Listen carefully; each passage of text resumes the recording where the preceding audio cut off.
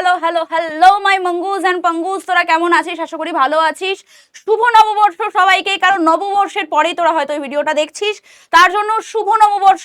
আশা করি এই বছরটা তোদের সত্যি শুভ হোক, কারণ মাধ্যমিক মানে হচ্ছে তোদের যে নতুন কেরিয়ারটা তোরা ভাবছিস বা ফিউচারটা ভাবছিস, তার প্রথম পদক্ষেপ। আর সেই প্রথম পদক্ষেপের জন্যই তোদের কথা ভেবেই নিয়ে চলে আসা হয়েছে সেকেন্ড সামেটিভের জন্য ওয়ান শটে একেবারে চ্যাপ্টার কমপ্লিট। পুরো থিওরি আজকে আমরা দেখে নেব, এর সাথে সাথে কি কি পাবো, কোথায় পাবো সেগুলো তো ডেফিনেটলি বলছি। তবে জেনে নিই সেকেন্ড সামেটিভের কোন চ্যাপ্টারটা করতে চলেছি। চ্যাপ্টার 2 মানে অ্যাটমসফিয়ার, বায়ুমণ্ডল চ্যাপ্টারটা কিন্তু একেবারে আজকে ধূলিসাৎ করে দেবো।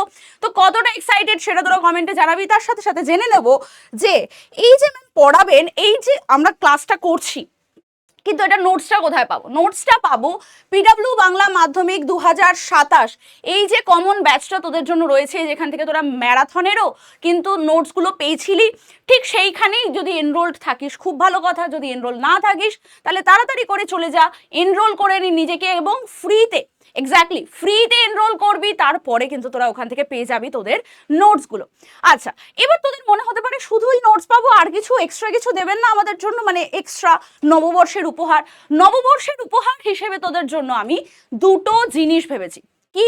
প্রত্যেকটা চ্যাপ্টার ওয়াইজ আমি একটা করে তোদের জন্য মাইন্ড ম্যাপ বা কনসেপ্ট ম্যাপ বা কিছু হয়তো ফ্ল্যাশ কার্ডস এরকম কিছু আমি তোদের জন্য তৈরি করব। তো সেম ভাবে এই চ্যাপ্টারটার জন্য কিন্তু মাইন্ড ম্যাপ তৈরি আছে। সেই মাইন্ড ম্যাপটা যখনই তোরা এই ক্লাসটা দেখে নিবি, এবং তারপরে কমেন্ট করতে হবে, কমেন্ট না করলে কিন্তু পাবে না। কমেন্ট কি করবে? Mind map. Okay, mind map comment যত বেশি আসবে এই ভিডিওটাতে, তত বেশি কিন্তু তাড়াতাড়ি তোমাদের কাছে এই হোয়াটসঅ্যাপ চ্যানেল পিডব্লিউ বাংলা মাধ্যমিক 2027 বলে যে হোয়াটসঅ্যাপের চ্যানেলটা আছে, সেখানে তোমরা এই চ্যাপ্টারের মাইন্ড ম্যাপ পেয়ে যাবে। আচ্ছা, শুধুই কি এটুকুই দেবেন? আর কিছু দেবেন না? মানে আরেকটু যদি কিছু বেশি পাওয়া যেত, হ্যাঁ ডেফিনেটলি সেটাও রয়েছে। সেটা কি সেটা বলে দিই, সেটা হচ্ছে তোদের জন্য এই চ্যাপ্টার থেকে যাবতীয় যা কোশ্চেন হতে পারে, মানে ব্রড কোশ্চেন থেকে শুরু করে short question, MCQ and true false, মানে এভরিথিং, লাইক এভরিথিং, সব কোশ্চেন একটা কোশ্চেন ব্যাংক টাইপে তৈরি করেছি। প্রত্যেকটা চ্যাপ্টার ওয়াইজ এরকম যদি কোশ্চেন ব্যাংক তৈরি হয় কেমন লাগবে বল? তো সেটাই প্রিভিয়াস ইয়ার কোশ্চেন থেকে ভেবে এখন কি আসতে পারে সব কিছু ভেবে একটা কোশ্চেন ব্যাংক তৈরি করেছি। আর সেটাও তোরা পেয়ে যাবি কোথায়? ঠিক এই হোয়াটসঅ্যাপ চ্যানেলে। তার জন্য তোদেরকে কমেন্ট করতে হবে অ্যাটমসফিয়ার, ঠিক আছে? তাহলে দুটো কমেন্ট কিন্তু তোদের যেন প্রত্যেকের কাছ থেকে আসে, সেটা হচ্ছে একটা মাইন্ড ম্যাপ, একটা হচ্ছে অ্যাটমসফিয়ার। এই কমেন্ট যত বেশি আসবে তত তাড়াতাড়ি তোদের কাছে এই দুটো চলে যাবে তোদের নববর্ষের গিফট। তো চল শুরু করা যাক চ্যাপ্টারটা। রাইট, মানে হচ্ছে আমাদের অ্যাটমসফিয়ার। আচ্ছা, অ্যাটমসফিয়ার শুনলেই আমরা বুঝতে পেরে যাই যে বায়ুমণ্ডল, এই অ্যাটমসফিয়ার, এই চারপাশে এই যে বায়ু ঘুরছে, এটাই আমার অ্যাটমসফিয়ার। আমরা বলি ও অ্যাটমসফিয়ারটা খুব সুন্দর, পরিবেশটা খুব সুন্দর, এরকম বলি। তো এই অ্যাটমসফিয়ারটাই একটুখানি দেখে নিই। আজকে আমরা পুরোপুরি এই অ্যাটমসফিয়ারের একেবারে ব্লু প্রিন্টটা বার করব। কি বলছে দেখো, বলছে বায়ুমণ্ডলের পরিচিতি জানবো। বায়ুমণ্ডল কি? বায়ুমণ্ডল হচ্ছে একটা অদৃশ্য গ্যাসীয় আবরণ। ভালো করে শুনবে, বায়ুমণ্ডল বা অ্যাটমসফিয়ার কি? বায়ুমণ্ডল বা অ্যাটমসফিয়ার হচ্ছে একটা অদৃশ্য, যেটা আমরা দেখতে পাই না, যেটা আমরা টাচ করতে পারি না, ইনট্যাঞ্জিবল কোনো একটা আবরণ রয়েছে আমাদের চারপাশে। আমরা শুধু ওটাকে কি করতে পারি? ফিল করতে পারি। হাত নাড়াচ্ছি, আমি ফিল করতে পারছি হাওয়া আসছে। এসি চালালে এসির থেকে হাওয়াটা ফিল করতে পারি, বাট এসির থেকে হাওয়াটা 1 2 3 4 করে বেরোচ্ছে, এটা কিন্তু আমরা দেখতে পারি না। বা এটা কিন্তু আমরা এরকম না যে ওটাকে টাচ করলাম, এই 1 ধরেছি, এই দেখো 2 ধরেছি, এটা কিন্তু আমাদের সাথে হয় না। তো তার মানে কি হয়ে গেল? বায়ুমণ্ডল একটা অদৃশ্য এবং গ্যাসীয়। স্বাভাবিকভাবে গ্যাসিয়াস না হলে কি আমরা ফিল করতে পারতাম? না। তরল হলে তো ভিজে যেত, কঠিন হলে তো লাগতো, যে গায়ের ওপরে টপ টপ করে পড়ছে তাহলে তো ব্যথা লাগতো। যদি তরল হতো তাহলে তো গাটা ভিজে যেত, কিন্তু সেটা হচ্ছে না। তার মানে এটা গ্যাসীয়, অদৃশ্য গ্যাসীয় আবরণ হচ্ছে আমাদের কি? বায়ুমণ্ডল বা অ্যাটমসফিয়ার। আচ্ছা, এটার উপাদানগুলো কি কি রয়েছে? উপাদানগুলোর মধ্যে দেখব প্রথমেই রয়েছে গ্যাস। গ্যাসের মধ্যে যেরকম হচ্ছে N2 বা নাইট্রোজেন কত পার্সেন্ট রয়েছে? অলমোস্ট 78% রয়েছে, তাই জন্য আসন্ন মান দিচ্ছি। কারোর যদি একুরেট, মানে যেটা অ্যাকুরেট সেটা যদি মনে না থাকে, তাহলে তোমরা এরকম আসন্ন মান দিয়ে লিখবে। এটা সব থেকে ইজি এবং আমি বলবো রিলায়েবল একটা পদ্ধতি, সবসময় এটা ফলো করবে, ঠিক আছে? আচ্ছা, আর কি থাকে? আর থাকে হচ্ছে O2, সেটা কত থাকে? অলমোস্ট 21% থাকে। আর কি থাকে? CO2 থাকে। আর কি থাকে?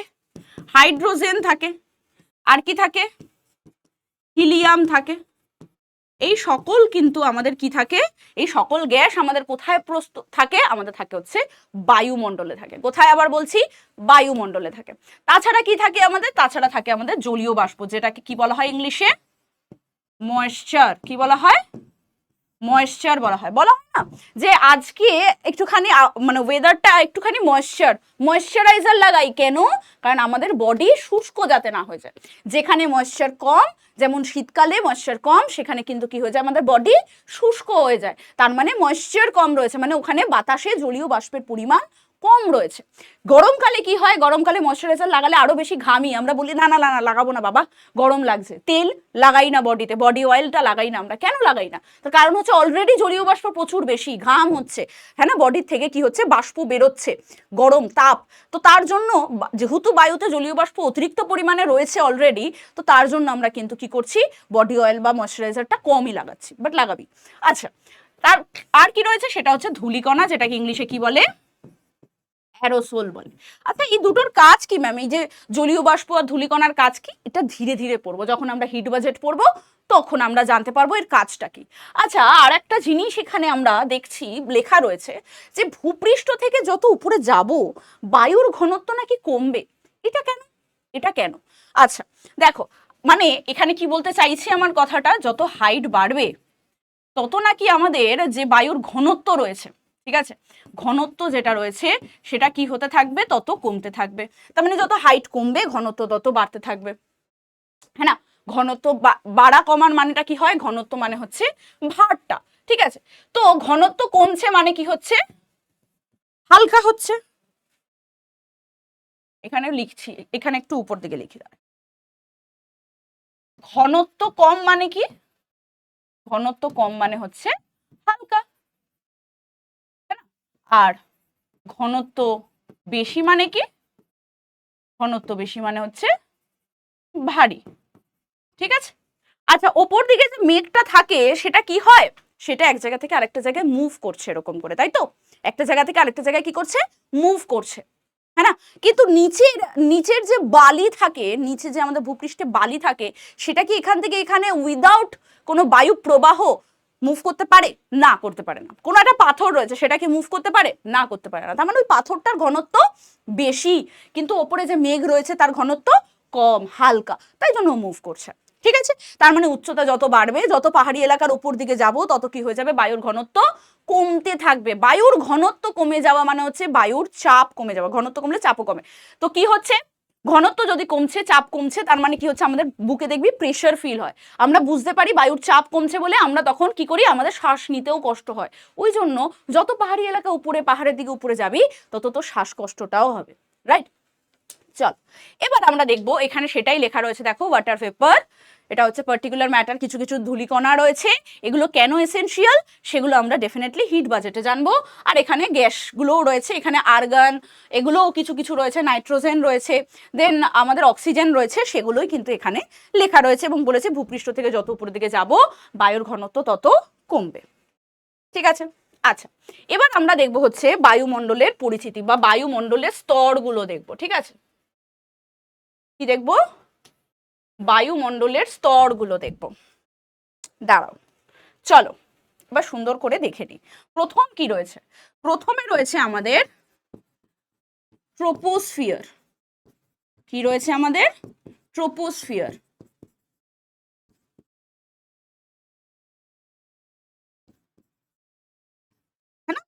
আচ্ছা, এই ট্রোপোস্ফিয়ারটাকে কি বলা হয়? এটাকে বলা হয় ক্ষুব্ধ মণ্ডল। কি বলা হয়? ক্ষুব্ধ মণ্ডল। কেন বলা হয়? কারণ এখানে আবহাওয়ার পরিবর্তন পরিলক্ষিত।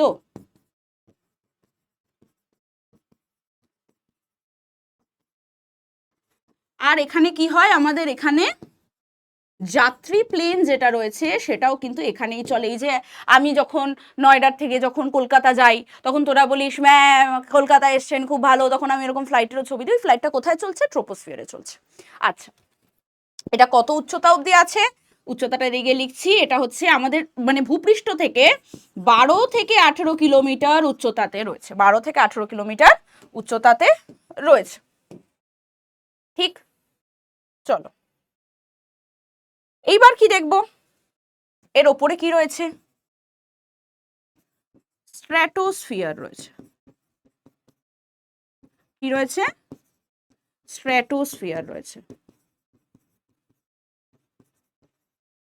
আচ্ছা, এটা কত কিলোমিটার অবধি রয়েছে, এটা অলমোস্ট 50 কিলোমিটার অবধি উচ্চতাতে রয়েছে ভূপৃষ্ঠ থেকে। ট্রপোস্ফিয়ারের ওপরে 50 কিলোমিটার তা কিন্তু নয়, ভূপৃষ্ঠ থেকে, মানে 0 থেকে 50 কিলোমিটার পর্যন্ত। এটাকে কি বলা হয়, এটাকে বলা হয় শান্ত মণ্ডল। কারণ কি, এখানে আবহাওয়ার পরিবর্তন কিন্তু এখানে পরিলক্ষিত নয় খুব একটা, না বললেই চলে। আর এখানে একটা জিনিস জানতে হবে, এখানে কিন্তু কি রয়েছে আমাদের O3 লেয়ার রয়েছে, যেটাকে বলা হয় কি ওজোন স্তর। কি বলা হয়, ওজোন স্তর বলা হয়, যেটা আমাদের কি করে ইউভি রে প্রোটেকশন দেয়। কি দেয়, ইউভি রে প্রোটেকশন দেয়। এই ওজোন স্তরের গুরুত্ব আমরা পড়বো ডেফিনেটলি কিছুক্ষণ বাদে। এটা হয়ে গেল আমাদের O3 লেয়ার, ঠিক আছে। আচ্ছা আচ্ছা, এখানে আরেকটা জিনিস যেটা জানতে হবে, একটু ইম্পর্টেন্ট আছে, সেটা হচ্ছে কি এখানে আমরা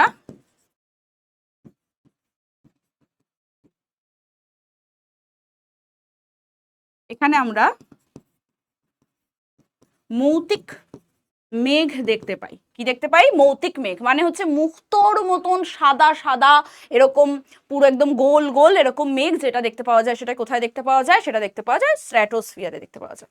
ঠিক আছে, তার উপরে কি রয়েছে, তার উপরে রয়েছে আমাদের মিজোস্ফিয়ার। কি রয়েছে, মিজোস্ফিয়ার রয়েছে, রাইট।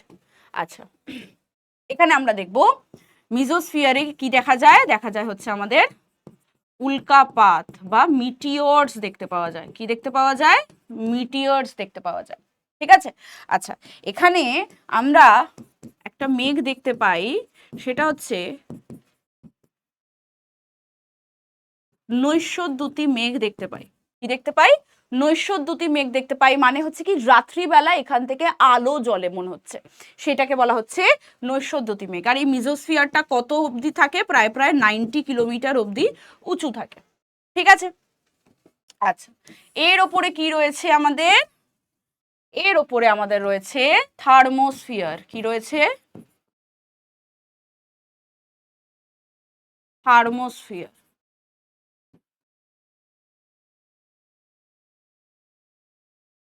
এটাকে অনেক জায়গায় অনেকের বইতেও দেখবে আয়নোস্ফিয়ারও লেখা রয়েছে। কি লেখা রয়েছে, আয়নোস্ফিয়ার লেখা রয়েছে। ঠিক আছে, এখানে আয়ন স্তর থাকে, যার জন্য আমরা এখান থেকে রেডিও তরঙ্গটা কিন্তু কি করতে পারি, ফিল করতে পারি, রাইট। তার উপরে কি রয়েছে, তার উপরে রয়েছে আমাদের এক্সোস্ফিয়ার। কি রয়েছে, এক্সোস্ফিয়ার রয়েছে।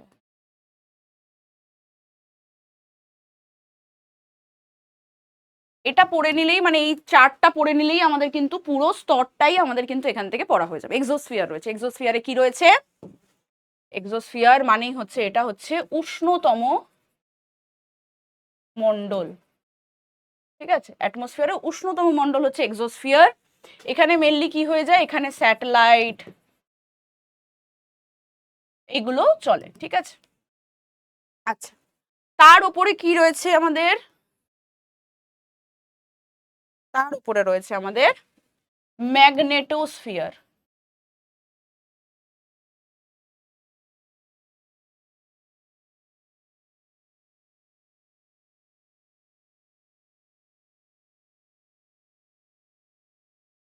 ম্যাগনেটোস্ফিয়ার, এখানে কি হয় মেনলি, এখানে এখানে ম্যাগনেট কাজ করে, ম্যাগনেট টাইপের কাজ করে, মানে এখানে আমরা বলতে পারি কি আয়রন লেয়ারও কিন্তু এখানে রয়েছে।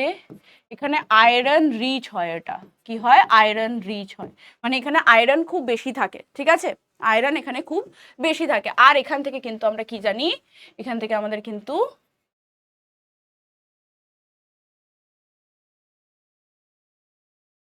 স্যাটেলাইট কমিউনিকেশনটাও আমরা এখান থেকেই দেখতে পাই।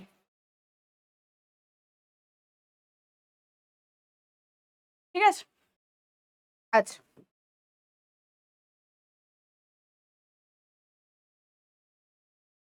দেখো এখানেও তাই লেখা রয়েছে, হ্যাঁ না?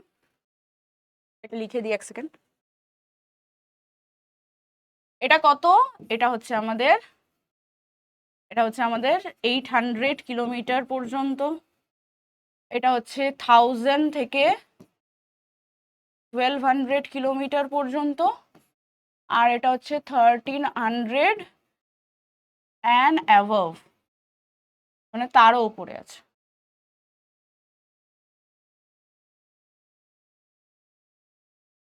ঠিক আছে, তারও উপরে আছে এবং যতদূর যাচ্ছে। এবার একটা জিনিস আমাদেরকে এখান থেকে দেখতে হবে, সেটা কি? সেটা হচ্ছে এই ট্রোপোস্ফিয়ার আর স্ট্র্যাটোস্ফিয়ারের মাঝখানের যে স্তরটা, মানে যেটা দুটোকে আলাদা করছে, সেটাকে কি বলে? সেটাকে বলে ট্রোপোপজ। কি বলে? ট্রোপোপজ।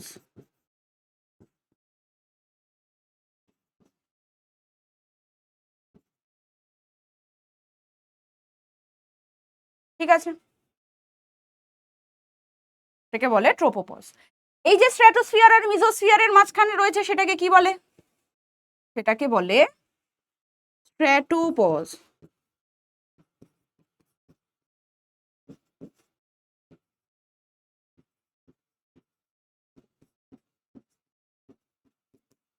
ঠিক আছে, আচ্ছা মিজোস্ফিয়ার আর থার্মোস্ফিয়ারের মাঝখানে যেটা আছে সেটাকে কি বলে? সেটাকে বলে মিজোপজ। ঠিক আছে, আচ্ছা এটাকে বলে মিজোপজ। এই চারটে জিনিস কিন্তু এই তিনটে জিনিস কিন্তু আমাদেরকে মাথায় রাখতেই হবে। ঠিক আছে,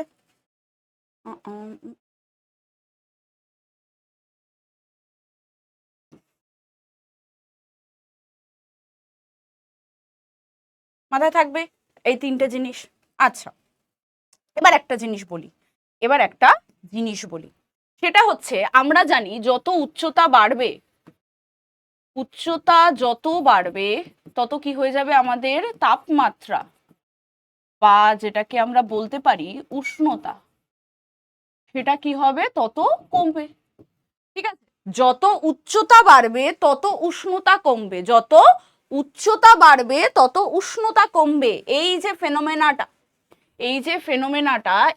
এই যে আমাদের যে সূত্রটা, এই সূত্র অনুযায়ী যদি আমরা দেখি তাহলে হচ্ছে 1 কিলোমিটার হাইট বাড়াতে কি হচ্ছে আমাদের -6.5 ডিগ্রি সেন্টিগ্রেড কিন্তু কি হয়ে যাচ্ছে? আমাদের তাপমাত্রা কমছে। মাইনাস এই কারণে লিখেছি, 6.5 ডিগ্রি সেন্টিগ্রেড তাপমাত্রা কমছে। কি হচ্ছে?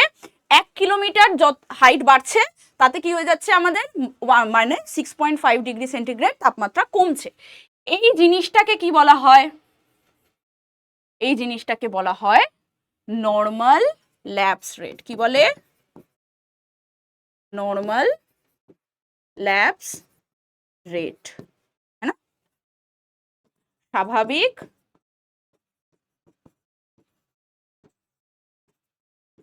তাপমাত্রা হ্রাসের হার। ঠিক, বুঝতে পেরেছি, ভালো কথা। কিন্তু ম্যাম একটা জিনিস আমাদেরকে একটু বোঝান, সেটা হচ্ছে এই যে আমাদের যদি এটা ভূপৃষ্ঠ হয়, তো এইখানে মাঝখানে আমি এটাকে 0 ধরলাম, এটা 0 ডিগ্রি। তার এদিকে যত যাব এদিকে হয়ে যাচ্ছে আমাদের মাইনাস করে, এদিকে যত যাচ্ছি তত কি হয়ে যাচ্ছে? আমাদের এদিকে মাইনাস হচ্ছে, ওদিকে যত যাচ্ছে ওদিকে কি হয়ে যাচ্ছে? প্লাস হচ্ছে। যদিও প্লাসের আগে প্লাস লিখতে লাগে না, বাট তোদের বোঝার খাতিরে লিখছি। ঠিক আছে, যত আমি ওদিকে যাব তত আমার উষ্ণতা কি হচ্ছে? বাড়ছে। যত আমি এরকম দাঁড়িয়েছি, আমি যত এদিকে যাব আমার উষ্ণতা কি হবে? বাড়ছে। যত আমি এদিকে যাব তত কি হচ্ছে? কমছে। ভালো কথা। তাহলে আমার উচ্চতা বাড়লে কি হবে? উষ্ণতা কমবে। তো সেই অর্থে দেখছি আমি যে আমার এখানে যখন আমি ট্রোপোস্ফিয়ারের উপরের দিকে যাচ্ছি, তখন আমার কি হচ্ছে? উষ্ণতাটা কমতে কমতে এই ট্রোপোপজে যখন আসছে, তখন তো এরকম শিথিল হয়ে যাচ্ছে। তারপরে কারণ কি আমরা জানি কোনো পজে যখন আসে তখন কিন্তু সেখানে কোনো তাপমাত্রার হেরফের হয় না, কোনো তাপমাত্রার হেরফের হয় না। এটা হলো ট্রোপোপজ। তারপরে যখন স্ট্র্যাটোস্ফিয়ারে যাচ্ছে দেখছি, যখনই স্ট্র্যাটোস্ফিয়ারে যাচ্ছে দেখছি তখন দেখছি তাপমাত্রা তো বাড়ছে ম্যাম, তাপমাত্রাটা তো বাড়ছে। কেন বাড়ছে? কেন বাড়ছে? এখানে তো হওয়া উচিত ছিল কি উচ্চতা বাড়ার সাথে সাথে তাপমাত্রা কমা উচিত ছিল, এখানে দেখছি উচ্চতাও বাড়ছে তাপমাত্রাও বাড়ছে, তাহলে তো জিনিসটা ভুল আছে ম্যাম। না, ভুল নেই। এটাকেই বলা হয় কি, এটাকে কি বলা হয়, এই যে উচ্চতা বৃদ্ধির সাথে সাথে আমাদের উষ্ণতা বৃদ্ধি যেটা রয়েছে, এই যে উচ্চতা বৃদ্ধির সাথে সাথে উষ্ণতা বৃদ্ধি, এইটাকে কি বলা হয়, এইটাকে বলা হয় বৈপরীত্য উত্তাপ। কি বলা হয়? বৈপরীত্য উত্তাপ, হ্যাঁ না? এটাকে কি বলা হয়? বৈপরীত্য উত্তাপ বলে।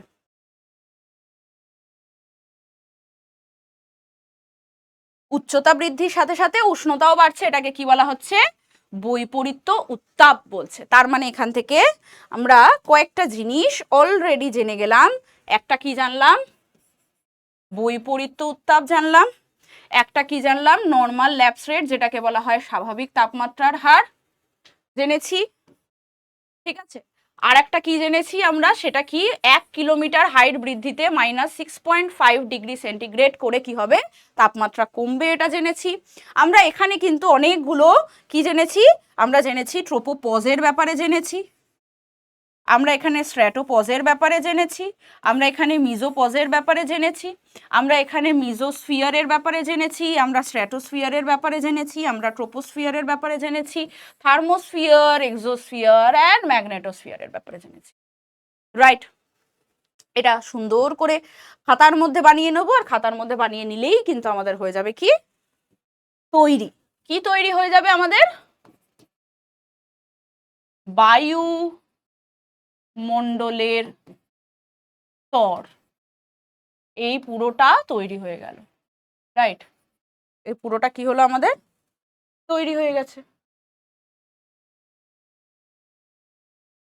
ওকে, ঠিক আছে, চলো এটাই এখানেও করা আছে, দেখে নেবো আমরা একবার, হ্যাঁ না? এটা এখানে ওইগুলোই লেখা আছে, এখানে ওইগুলোই লেখা আছে। দেখো এখানে কি লেখা আছে? ট্রোপোস্ফিয়ার, সরি কি লেখা আছে এখানে? ট্রোপোস্ফিয়ার, যেটা 12 থেকে 18 কিলোমিটার পর্যন্ত আছে, সেখানে কি হয়? ঝড় বৃষ্টি আবহাওয়ার স্তর এটা।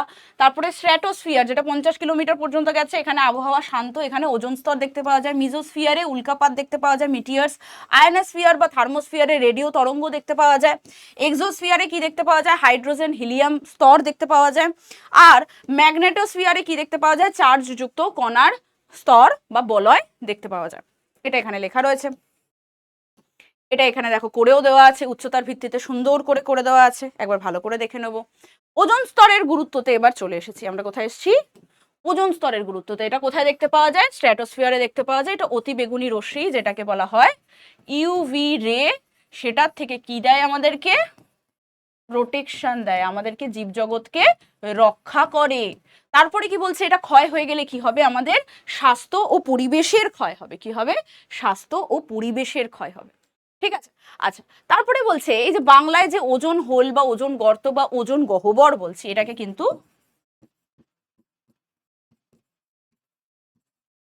ওজোন গহ্বরও বলে। এই যে ওজোন গহ্বরটা রয়েছে, সেটা ধীরে ধীরে যে পাতলা হয়ে যাচ্ছে আমাদের গ্লোবাল ওয়ার্মিং এর জন্য, আমাদের গ্রিন হাউস এফেক্টের জন্য, গ্রিন হাউস গ্যাস এফেক্টের জন্য, এই কারণে যে ওজনটা আমাদের, ওজন স্তরটা ধীরে ধীরে যে ক্ষয় হচ্ছে, পাতলা হচ্ছে, তার জন্য সেটার কিন্তু প্রভাবটা আমাদের কোথায় পড়বে? আমাদের কিন্তু গ্যাসের ঘনত্বের ওপরে পড়বে। গ্যাসের ঘনত্ব কি হবে? ধীরে ধীরে হ্রাস পাবে। আর যখন ঘনত্ব হ্রাস পাবে, হালকা হবে, তত কি হয়ে যাবে? সেইখানে কিন্তু যে ওইখানের যে আমরা যে নাইট্রোজেন, অক্সিজেন, এগুলোও কিন্তু ধীরে ধীরে কমতে থাকবে। অ্যান্ড আরেকটা জিনিস যেটা, সেটা হচ্ছে কি হবে? আমাদের ইউভি রে প্রোটেকশনটাও কিন্তু আমরা পাবো না। আচ্ছা, এই যে ওজোন স্তরকে কিন্তু আরেকটা জিনিস বলা হয়, সেটা কি বলা হয়? ওজনের আমরা সংকেতটা জানি O3, আচ্ছা, এটাকে কি বলা হয়? এটাকে বলা হয় ন্যাচারাল সানস্ক্রিন। কি বলা হয়? Natural sunscreen. সানস্ক্রিন লাগাস, অনেকেই লাগায়, আমি তো লাগাই, ডেফিনেটলি লাগাই। সেই সানস্ক্রিনটা আমাদের কি করে? বডিতে প্রোটেকশন দেয়, অনেকটা অনেকটা করে ঘষি একেবারে, যাতে একেবারে কালো না হয়ে যায়। যাই হোক, কিন্তু কি হয়, তাও আমরা কালো হয়ে যাই। তাও দেখবি আমাদের হাতের কালার আর আমাদের বডি যে পার্টটা মানে সবসময় ঢাকা থাকে, যেরকম হচ্ছে পা, হ্যাঁ, বা থাই, সেইগুলোতে যখন আমরা হাতটা রাখবো তখন দেখবো দুটোর মধ্যে কালার ডেফিনেটলি ডিফারেন্স আছে। তার মানে কি হচ্ছে, টেন তো পড়ছেই আমাদের, কিন্তু কিছুটা কমানোর চেষ্টা করছি। কিন্তু ন্যাচারাল সানস্ক্রিন কোনটা? সেটা হচ্ছে আমাদের ওজোন স্তর, যেটা আমরা কিন্তু কি করতে পারছি না, আমরা সেটাকে বজায় রাখতে পারছি না। আচ্ছা, এই ওজোন স্তরটা যখন পড়লাম, এটা আমরা জানতে পারলাম যে এটা এটা কি করছে আমাদের। দেখো, এটা ইংলিশে, যারা যারা বলো যে ম্যাম একটু ইংলিশেও কখনো লিখে নিয়ে আসুন, ইংলিশেও কিছু আমাদের বলুন, আমাদের তো ইংলিশে কেউ ভাবেই না, এই নে ইংলিশেও লেখা রয়েছে এখানে। আমি ইংলিশেও কিছু কিছু জিনিস লিখে নিয়ে এসেছি যাতে তোদের একটুখানি সুবিধা হয়। এই যে, একটা মিনিট দাঁড়া।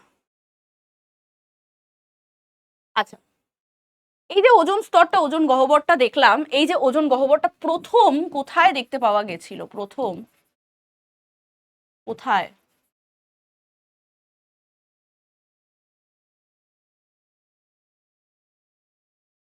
পরিলক্ষিত হয়? এটা হলো তোদের কোশ্চেন নাম্বার 1, ঠিক? এটা তোদের কোশ্চেন নাম্বার 1। ম্যাম কোথায় অ্যান্সার করব? করব হচ্ছে কমেন্টে। কমেন্টে অ্যান্সার করব। এরকম করে প্রত্যেকটা কিছু কিছু স্লাইড থেকে আমি এরকম কোশ্চেন্স তোদেরকে দেব। আমি দেখব যে কতজন মানে একদম মনোযোগ দিয়ে এই ক্লাসটা করেছো এবং সেটার অ্যান্সার দিতে পেরেছো। এটা কিন্তু অ্যান্সার আমি দিইনি তোমাদেরকে, যাতে তোমরা দিতে পারো, তার জন্য আমি তোমাদের উপরে ছেড়ে দিচ্ছি।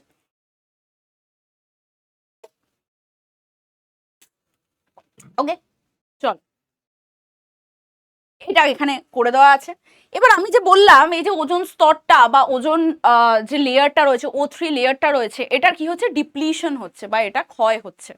ভালো কথা, কিন্তু এটার জন্য আমি দুটো কারণও বলেছি। কি কি বলেছি?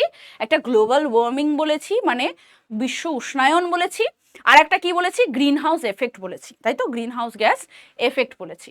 তো এই গ্লোবাল ওয়ার্মিংটা কি? গ্লোবাল ওয়ার্মিংটা হচ্ছে আমাদের যে মানব সৃষ্ট গ্রিন হাউস গ্যাসগুলো রয়েছে, সেটা যখন ধীরে ধীরে ধীরে ধীরে বৃদ্ধি পাচ্ছে, তার জন্য পৃথিবীর তাপমাত্রাও বৃদ্ধি পাচ্ছে। বলা হচ্ছে যে আগে এটা বলা হতো যে 50 বছরে 1 ডিগ্রি সেন্টিগ্রেড যদি বাড়ে তাহলে সেটা নর্মাল, বাট আমাদের এখন 10 বছরেই 1 ডিগ্রি করে আমরা বাড়াচ্ছি।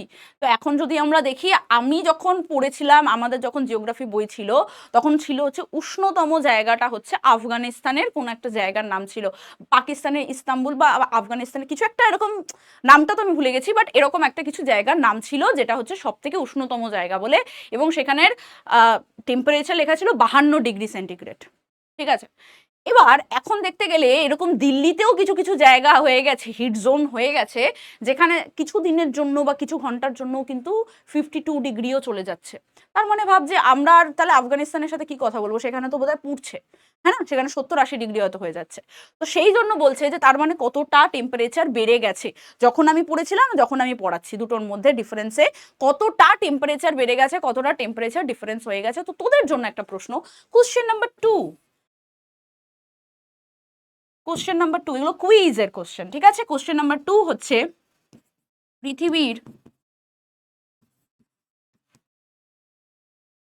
উষ্ণতম স্থান, তোরা লিখবি, ঠিক আছে?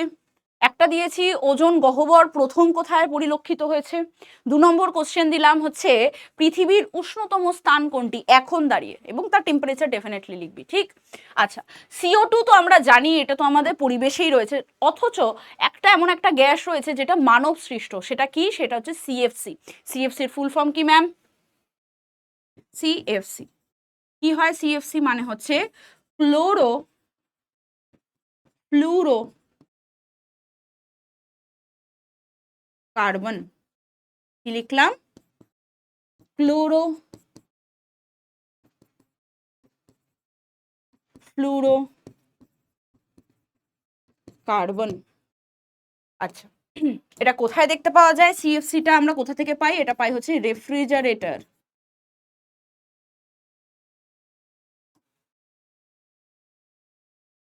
আর হচ্ছে কি আমাদের আমাদের হচ্ছে এসি এক্সেট্রা। এই সব থেকে যে যে আমাদের হঠাৎ করে ঠান্ডা করে দিচ্ছে, হ্যাঁ না? এই যে এখন দেখবি fast cooling, six sense cooling, হ্যানা তেনা কুলিং, এই যে কুলিং গুলো হচ্ছে, টার্বো কুলিং, এইসব কুলিংগুলো হতে পারছে কারণ ওখানে আমরা সিএফসির পরিমাণটা বাড়িয়ে দিচ্ছি। সিএফসি মেনলি কি করে, খুব তাড়াতাড়ি কোনো জায়গাকে কি করে, ঠান্ডা করে। ঠিক আছে, এবার এই যে রেফ্রিজারেটর এসিতে ইউজ হয়, যার জন্য দেখবি বলা হয়, সব সময় বলি আমি সবাইকেই এই কথাটা বলি, সেটা হচ্ছে যে যখনই কোনো খাবার রেফ্রিজারেটরে রাখবে, মানে ফ্রিজে রাখবে, ঠিক যেটাকে তোমরা ফ্রিজ বলো আলটিমেটলি, সে ফ্রিজে রাখার সময় ওটার উপরে ঢাকনা চাপা দিতেই হবে।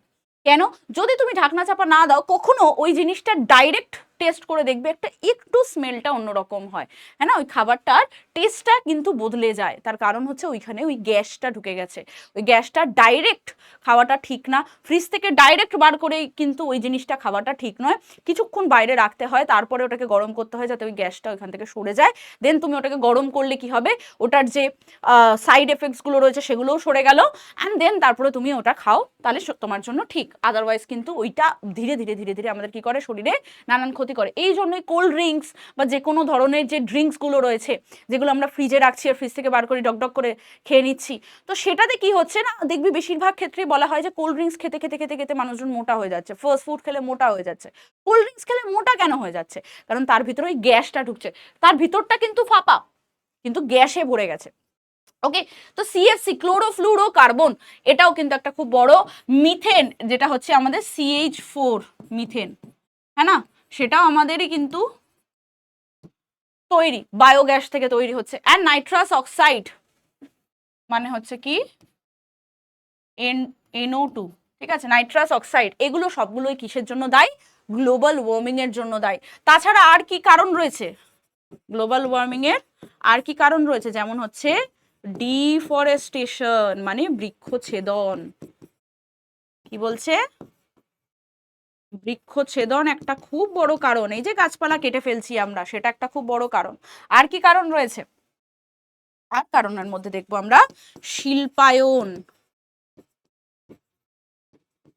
শিল্পায়ন যেটাকে বলা হয় ইন্ডাস্ট্রিয়ালাইজেশন, হ্যাঁ না, ইন্ডাস্ট্রিয়ালাইজেশন। আচ্ছা, আর কি দেখতে পাই আমরা, আর কি কারণ রয়েছে, আর একটা কারণ যদি দেখি সেটা হচ্ছে নগরায়ন, নগরায়ন যেটাকে বলা হয় আরবানাইজেশন।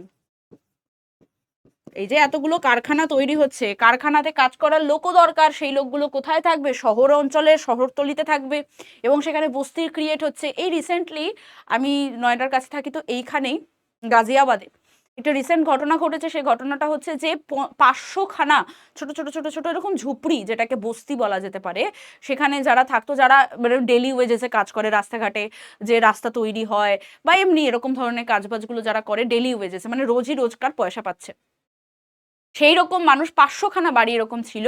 কিভাবে আগুন ধরেছে কেউ জানে না, বাট যেহেতু আগুন ধরে তো পরপর পরপর প্রত্যেকের বাড়িতে গ্যাস সিলিন্ডারগুলো ছিল, প্রত্যেকটা গ্যাস সিলিন্ডার মানে ফাটতে থাকে এবং জ্বলতে থাকে। 500টা বাড়ি, মানে বাড়ি মানে ঝুপড়ি, সেগুলো পুড়ে যায়। 6খানা বাচ্চার কোনো হদিশ পাওয়া যাচ্ছে না, আরও প্রচুর মানুষ মারা গেছে, প্রচুর মানুষ আহত হয়েছে, মানে ওদের না থাকার জায়গা আছে, না খাওয়ার জায়গা আছে, না কাজ করার জায়গা আছে, কিছুই নেই, কিছু নেই, মানে একদম নিঃস্ব হয়ে গেছে। তো তার মানে বুঝতে পারছি এই যে সামনেই কিন্তু বড় বড় বিল্ডিং, ঠিক আছে, বড় বড় অফিসার বড় বড় অফিসে আসছে, BMW করে কেউ কেউ আসছে, আর তারই পাশে এরকম বস্তি বা ঝুপড়ি যেখানে মানুষজন কিন্তু রয়েছে। এই কারণে, এই নগরায়নের কারণে কি হচ্ছে, আমাদের পরিবেশও কিন্তু খারাপ হচ্ছে। এই যে এত যানবাহন, এত এসি, এত রেফ্রিজারেটর, এত কিছু আমরা টেকনোলজি ইউজ করছি, সেটা কিন্তু আমাদের উল্টো কি করছে, গ্লোবাল ওয়ার্মিং ডেফিনেটলি ঘটাচ্ছে।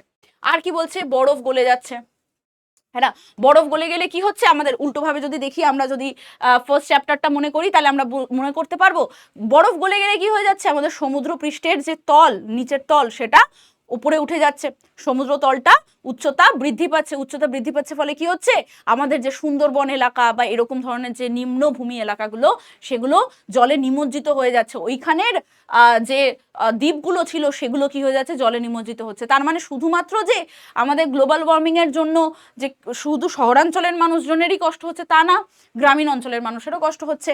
সমুদ্র পৃষ্ঠের উচ্চতা বৃদ্ধি, যেটা বললাম, জলবায়ুর পরিবর্তন ঘটছে, হ্যাঁ না। আগে কি ছিল, একটা টাইম ছিল যে এই টাইমটা গরম, এই টাইমটা বৃষ্টি, এই টাইমটা শীতকাল। এখন তো আমরা বুঝতেই পারি না যে কি খিচুড়ি ঘটছে, কোনোদিনও খুব গরম পড়ছে, কোনোদিনও খুব ঠান্ডা লাগছে, কোনোদিনও খুব বৃষ্টি হয়ে যাচ্ছে, একদম খিচুড়ি ঘটছে। তাই তো, সেটা এই কারণেই ঘটছে। আচ্ছা, আমরা এই যে গ্রিন হাউস পড়লাম, তো এই গ্রিন হাউস এফেক্টটা কি? গ্রিন হাউস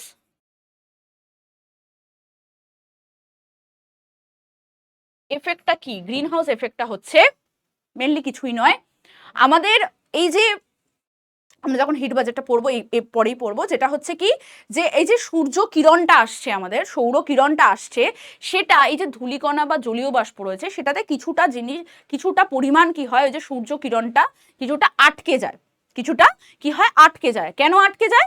আটকে গেলে কি হবে, আমাদের পৃথিবী সঙ্গে সঙ্গে গরম আর সঙ্গে সঙ্গে ঠান্ডাটা হবে না, কিছুক্ষণের জন্য এটা স্থিতিশীল থাকবে, মানে বাসযোগ্য হবে। মানে কি হবে, ওই যে আমাদের যে সৌর কিরণটা আসছে সেটা যে জলীয় বাষ্প এবং আমাদের যে অ্যারোসল বা ধূলিকণাটা আছে, যেটা ওইখানে কি করছে, ওকে আটকে রাখছে। এর ফলে কি হচ্ছে, আমাদের পৃথিবীটা বাসযোগ্য হচ্ছে। এই স্বাভাবিকের চেয়ে একটু বেশি উষ্ণতা হবে, আর এর ফলে কি হয়ে যাবে, আমাদের পৃথিবী বাসযোগ্য বা আরামদায়ক হয়ে উঠবে। এই যে এফেক্টটা, এই যে প্রসেসটা, ঠিক আছে, এই প্রসেসটাকে বলা হচ্ছে গ্রিন হাউস এফেক্ট। যেখানে খুব ঠান্ডা থাকে, ঠান্ডার দেশে কি করা হয়, এরকম কাচের বাড়িগুলো হয়, যার উপরে এরকম কাচের এরকম কি করা হয়, শেড টাইপের থাকে, আর সেখান থেকে সূর্য কিরণটা ঢোকে এবং তার ওইখানেই দেখবি ছোট ছোট ছোট ছোট নার্সারি তৈরি হয়, মানে যেখানে ছোট ছোট গাছ বিক্রি হয়, সেই গাছগুলো ওখানেই করা হয়। কেন করা হয়, তার কারণটা হচ্ছে কি, ওই যে কাচ দিয়ে ঢুকছে, কাচ দিয়ে কিন্তু বেরোতে পারে না খুব তাড়াতাড়ি, ঠিক আছে, আর সাইডগুলো কি হয়, কাঠের হয়, কাঠ থেকে কিন্তু গরমটা যেমন তাড়াতাড়ি ঢোকে না তেমন তাড়াতাড়ি বেরোয়ও না, ঠিক। তো সেই জন্য বলছে এগুলো উপরটা কাচের থাকে আর সাইডগুলো এরকম কাঠের থাকে, এরকম বাড়ি বানিয়ে বানিয়ে কি করা হয়, ওখানে নার্সারি ক্রিয়েট করা হয়, গাছপালা ক্রিয়েট করা হয়, যাতে ওইখানে খুব বিশাল ঠান্ডা না হয়, ঘরগুলো কিন্তু একটু ঠান্ডা কম থাকে, মানে বাইরের তুলনায়, বাইরের পরিবেশের তুলনায় ঘরগুলোর ভিতরে ঠান্ডাটা কম থাকে। এই যে এফেক্টটা, এই যে প্রসেসটা, এই প্রসেসটা কিন্তু আমাদের বায়ুমণ্ডলেও চলছে, মানে ন্যাচারালি চলছে, সেটা হচ্ছে গ্রিন হাউস এফেক্ট। এবার কি হচ্ছে, এই যে এত যানবাহন চলছে, এত কলকারখানা, এত ধরনের মেশিনারি, এত ধরনের আমরা যন্ত্রপাতি ইউজ করছি, এই সব কিছুর এক একটা তো নেগেটিভ এফেক্ট রয়েছে। সেই নেগেটিভ এফেক্টটা কি হচ্ছে, আমাদের গ্রিন হাউস এফেক্ট। এগুলোর যে বাষ্পগুলো বেরোচ্ছে, যে চিমনি চিমনি লাগাচ্ছে, চিমনি থেকে ধোঁয়াটা বাইরে বেরোচ্ছে, বেরিয়ে কোথায় যাচ্ছে, বায়ুমণ্ডলেরই ওই জলীয় বাষ্প বা ওই যে আমাদের অ্যারোসল বা ধূলিকণা আছে তার সাথে জমাট বাঁধছে, জমাট বেঁধে কি হচ্ছে, যতটা পরিমাণ আমাদের উষ্ণ রাখার দরকার আমাদের বায়ুমণ্ডলকে, তার থেকে বেশি হয়ে যাচ্ছে। বেশি হয়ে যাওয়ার ফলে কি হচ্ছে, গ্লোবাল ওয়ার্মিং হচ্ছে। গ্লোবাল ওয়ার্মিং হচ্ছে বলে কি হচ্ছে, ওজোন স্তর আমাদের ক্ষয়ক্ষতি হচ্ছে। ওজোন স্তর ক্ষয়ক্ষতি হচ্ছে বলে কি হচ্ছে, সূর্যের কিরণ বেশি আসছে, ঘুরে ফিরে কিন্তু সব ক্ষতি কাদের হচ্ছে, এই আমাদেরই। মানে আমরা আমাদের কমফর্ট জোন তৈরি করার চক্করে আমাদেরই কমফর্ট জোন আবার আমরাই ক্ষতি করছি, মানে ঘুরে ফিরে আমরাই আমাদেরই কিন্তু ক্ষতি করছি, ঠিক। চলো এবার আমরা দেখবো হচ্ছে, এখানে দেখো এটা ইংলিশে লেখা রয়েছে, যাদের ইংলিশ দরকার প্লিজ দেখে নেবে, ওকে। আচ্ছা, এবার আমরা পড়বো হচ্ছে ইনসোলেশন এবং অ্যালবেডো। দেখো, একটা হিট বাজেট করি, হ্যাঁ না, হিট বাজেটটা এখানে আজকে আমরা পড়বো। এখন সুন্দর করে এটা দেখবে, বুঝতে পেরে যাবে আরামসে, আর এটা বুঝতে পারলে আর কিছু বোঝার দরকার নেই। হিট বাজেট দেখবো,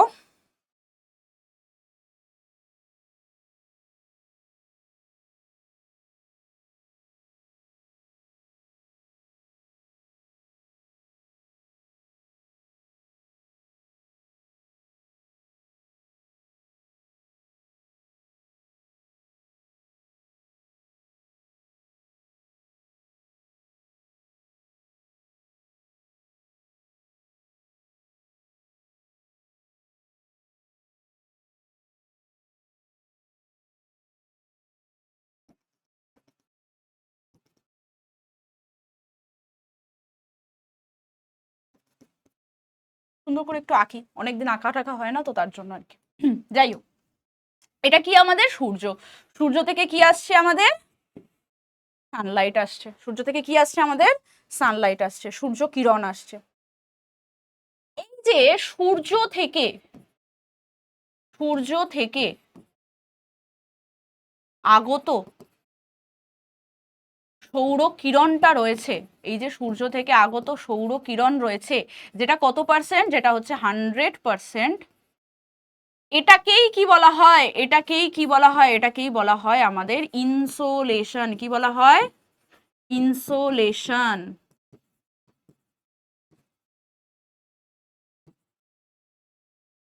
ইন মানে আসছে, সোলেশন মানে সোলার থেকে আসছে, ইনসোলেশন সূর্য থেকে আগত সৌরকিরণ, সেটাকেই কি বলা হচ্ছে? ইনসোলেশন। আবার বলছি, সূর্য থেকে আগত যে সৌরকিরণ সেটাকেই কি বলা হচ্ছে? ইনসোলেশন। আচ্ছা, এবার কি হয়, ভূপৃষ্ঠে আসছে, ভূপৃষ্ঠ উত্তপ্ত হওয়ার পরে কিছুটা সঙ্গে সঙ্গেই কি হচ্ছে, ভূপৃষ্ঠ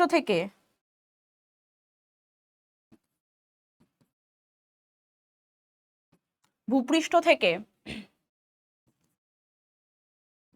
মহাশূন্যে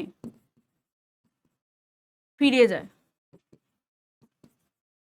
ভূপৃষ্ঠ থেকে যে ভূপৃষ্ঠ থেকে সৌরকিরণ মহাশূন্যে কি হচ্ছে? ফিরে যায়। আর এইটাকেই কি বলা হয়? এইটাকেই বলা হয় হচ্ছে অ্যালবেডো। কি বলা হয়? অ্যালবেডো। কত পার্সেন্ট? এটা হচ্ছে আমাদের 35%। কত? 35%।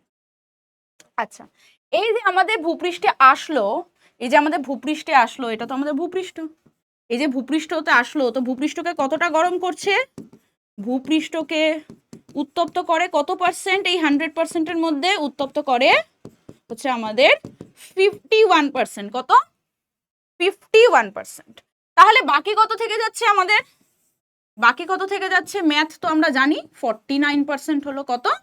49% হলো। এই 49% থেকেই এই 49% থেকেই কিন্তু আমাদের অ্যালবেডো 35% বেরিয়ে যাচ্ছে। আর বাকি কত থেকে যাচ্ছে আমাদের? বাকি থেকে যাচ্ছে আমাদের 14%। কত? 14% থেকে যাচ্ছে। এই 14%টা কি হচ্ছে? জলীয় বাষ্প ও অ্যারোসলে আটকে থাকে। বুঝতে পারলাম কি বললাম? আবার দেখো, সূর্য থেকে আগত সৌরকিরণ যেটা 100%, সেটাকেই বলা হচ্ছে কি? সেটাকেই বলা হচ্ছে আমাদের ইনসোলেশন। কি বলা হচ্ছে? ইনসোলেশন। ঠিক। এবার এই যে আসছে ইনসোলেশনটা, সেটার মধ্যে কতটা উত্তপ্ত করছে আমাদের ভূপৃষ্ঠকে? 51%। কত? 51%। এই 51%টাকে কি বলা হয়? কার্যকরী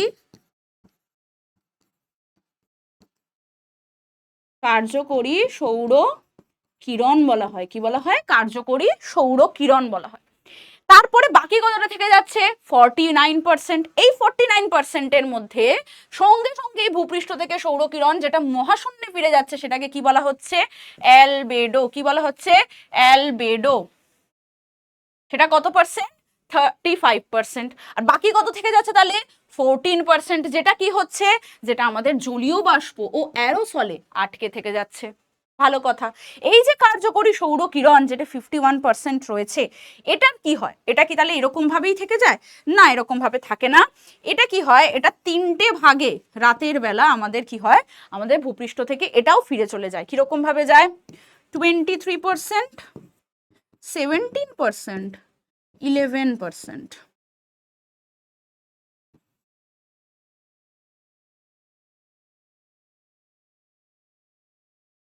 এই যে 23%টা, এটা ইভাপোরেশন। ঠিক আছে, এর মাধ্যমে উপর দিকে চলে যাচ্ছে। আচ্ছা, 17% যেটা থাকে, 11% যেটা থাকে, সেটা হচ্ছে কি? থান্ডারস্টর্ম যদি থাকে কিছু, বা আমরা বলতে পারি টার্বুলেন্স, যে নানান ধরনের যে ঘূর্ণিঝড় টাইপের যেগুলো হয়, সেগুলোর মাধ্যমে বেরিয়ে যাচ্ছে। হ্যাঁ না? এটা ইভাপোরেশন, মানে এটা বৃষ্টিপাত বলতে পারি আমরা। এটার মাধ্যমে বেরিয়ে যাচ্ছে। আর এটার কিসের মাধ্যমে যাচ্ছে? কনডেনসেশন, মানে ঘনীভবনের মাধ্যমেও কিন্তু বেরিয়ে যাচ্ছে, মেঘ হয়ে বেরিয়ে যাচ্ছে। ঠিক আছে, এই 3 ভাবে কি হচ্ছে? এটা কখন হচ্ছে? এই তিনটে হচ্ছে আমাদের রাতের বেলা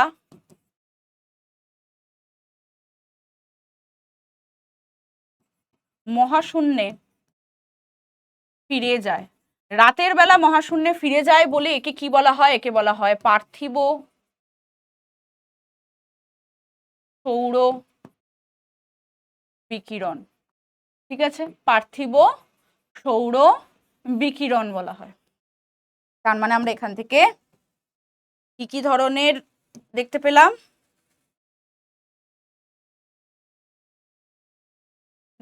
একটা দেখতে পেলাম হচ্ছে আমরা কি, একটা দেখতে পেলাম হচ্ছে আমরা ইনসোলেশন দেখতে পেলাম। কি দেখতে পেলাম আমরা? ইনসোলেশন দেখতে পেয়েছি, রাইট। আর একটা কি দেখতে পেয়েছি আমরা?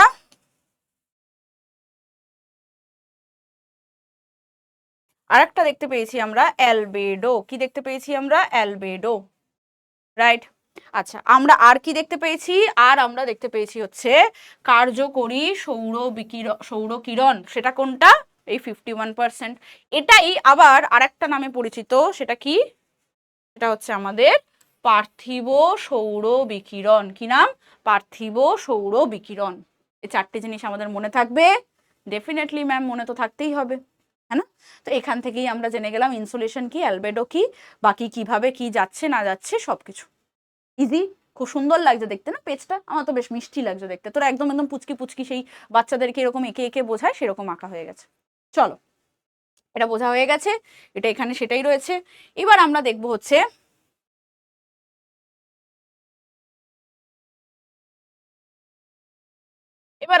হচ্ছে তাপমাত্রা ও তার কারণ। কি বলছে দেখো, বলছে অক্ষাংশ, যেটা আমাদের রয়েছে অক্ষাংশ বা উচ্চতা, ঠিক আছে, বা স্থল জল বিভাজন, বাতাস, স্রোতের প্রভাব, এই সব কারণগুলো তাপমাত্রা বৃদ্ধি করে। আচ্ছা, এই জিনিসটা একটুখানি বোঝাবেন ম্যাম? ভালো করে বোঝালে কিন্তু ভালো লাগে, খুব ভালো লাগে। আমরা পড়াশোনা করতে তো খুবই ভালোবাসি, তার জন্য চলো তোমাদের এত পড়াশোনা করার ইচ্ছা তো একটু ভালো করে পড়াই।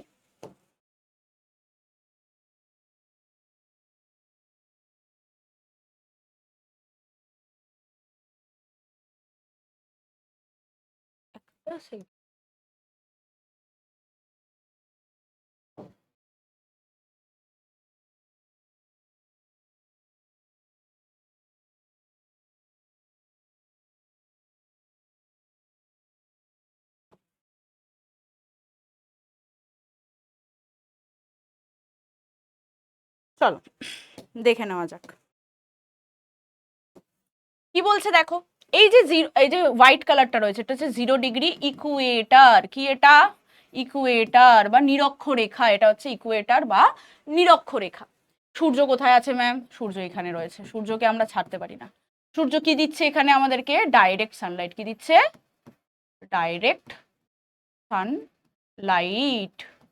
ডাইরেক্ট সানলাইট দিচ্ছে, ফলে কি হয়ে যাচ্ছে এখানে আমাদের এই ইকুয়েটার এখানে সব সময় গরম। তার মানে এখানে কি হয়ে যাচ্ছে? এটা আমাদের উষ্ণমণ্ডল। এটা কি হয়ে যাচ্ছে? উষ্ণমণ্ডল, বা এটাকে বলা হয় কি? এটাকে বলা হয় হট জোন, হ্যাঁ না? হট জোন বলা হয়, ঠিক। ভালো কথা, ভালো কথা, খুব ভালো লাগছে শুনতে। আচ্ছা, এবার এখান থেকে যখন আমরা এদিকে আর এদিকে যাচ্ছি, ঠিক আছে, এখান থেকে যখন আমরা এদিকে, এক সেকেন্ড, এটা অন্য কাল এদিকে করি তাহলে ভালো বুঝবো। এটা যখন আমরা এরকম ভাবে যাচ্ছি, যখন আমরা এই দুটো লাইনে চলে যাচ্ছি, তখন আমরা দেখতে পাচ্ছি একটু তির্যক ভাবে পড়ছে। তার মানে কি বুঝতে পারছি? এখানে ডাইরেক্ট সানলাইট পড়ছে না একেবারেই, তার মানে এটাও না যে খুবই তির্যক পড়ছে। তাহলে এই জায়গাটাকে বলা হবে আমাদের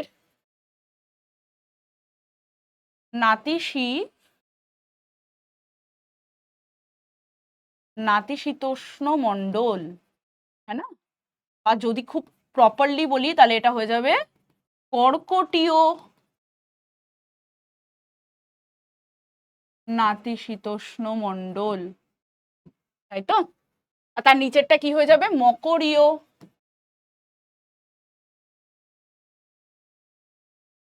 নাতিশীতোষ্ণ মণ্ডল। আচ্ছা, এগুলো কি ইংলিশে কি বলে ম্যাম? একটু বলবেন? বলবো। এটাকে বলা হয় টেম্পারেট জোন। কি বলা হয়? টেম্পারেট জোন বলে, ঠিক। দুটোকেই, ওপর নিচ দুটোকেই। ওটা হচ্ছে নর্থ টেম্পারেট জোন, এটা সাউথ টেম্পারেট জোন, সিম্পল। আচ্ছা, এইবার দেখছি কি আমি, এবার দেখছি এই একদম যখন এখানে চলে যাচ্ছি, সেখানে কিন্তু আমাদের খুবই খুবই তির্যক একটা কি হচ্ছে আমাদের সানলাইট পড়ছে। ডাইরেক্ট তো সানলাইট পড়ছে না, খুবই তির্যক সানলাইট পড়ছে। তো খুবই তির্যক সানলাইট পড়ার জন্য এর নাম হচ্ছে, এখানটা কি হয়ে যাচ্ছে? খুবই ঠান্ডা ফলে এটা হচ্ছে আমাদের শীতল মণ্ডল। এটা কি হচ্ছে আমাদের শীতল মণ্ডল, বা এটাকে বলা হয় ফ্রিজিড জোন, হ্যাঁ না? এটা হচ্ছে শীতল মণ্ডল। কোল্ড জোনও অনেক জায়গায় লেখা রয়েছে, আমি দুটো নামই লিখলাম, রাইট? আচ্ছা, এগুলোর একটু জিনিস বলে দিই।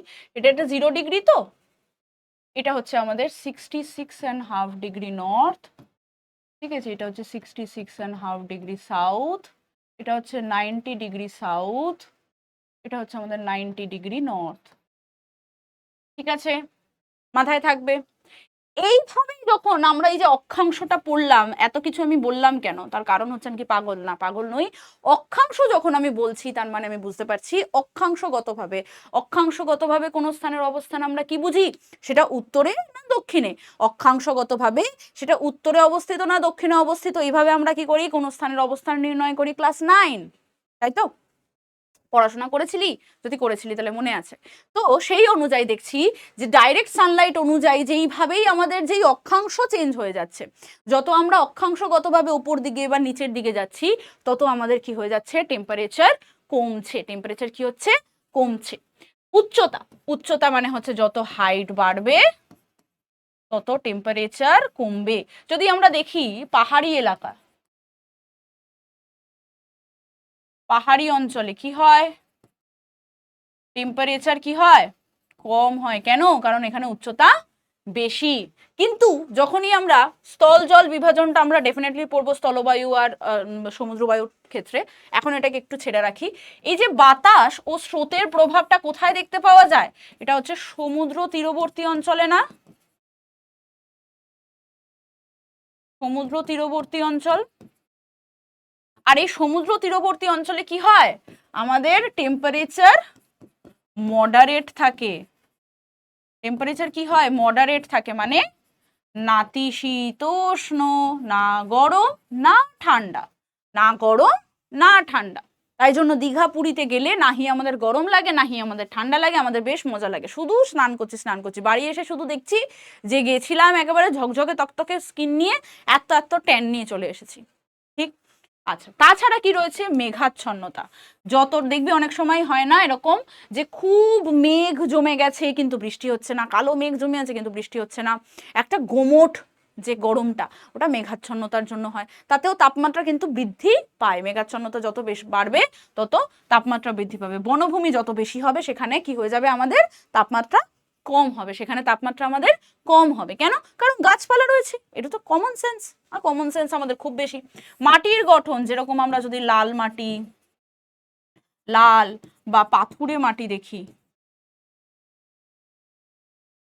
তাহলে সেখানে টেম্পারেচার কি হবে, বেশি হবে। তাই জন্য এই যে রিসেন্টলি আমি গেছিলাম কলকাতা, তখন ওখান থেকে একটুখানি ঘুরতে গেছিলাম বিষ্ণুপুরের দিকে, একেবারে ট্যান হয়ে চলে এসেছি, অতিরিক্ত গরম, মানে সহ্য করতে পারছিলাম না আমি। যাই হোক, তাছাড়া কি হচ্ছে, নগরায়ন, যেটা আমরা বললাম, যেটাকে বলা হয় আরবানাইজেশন।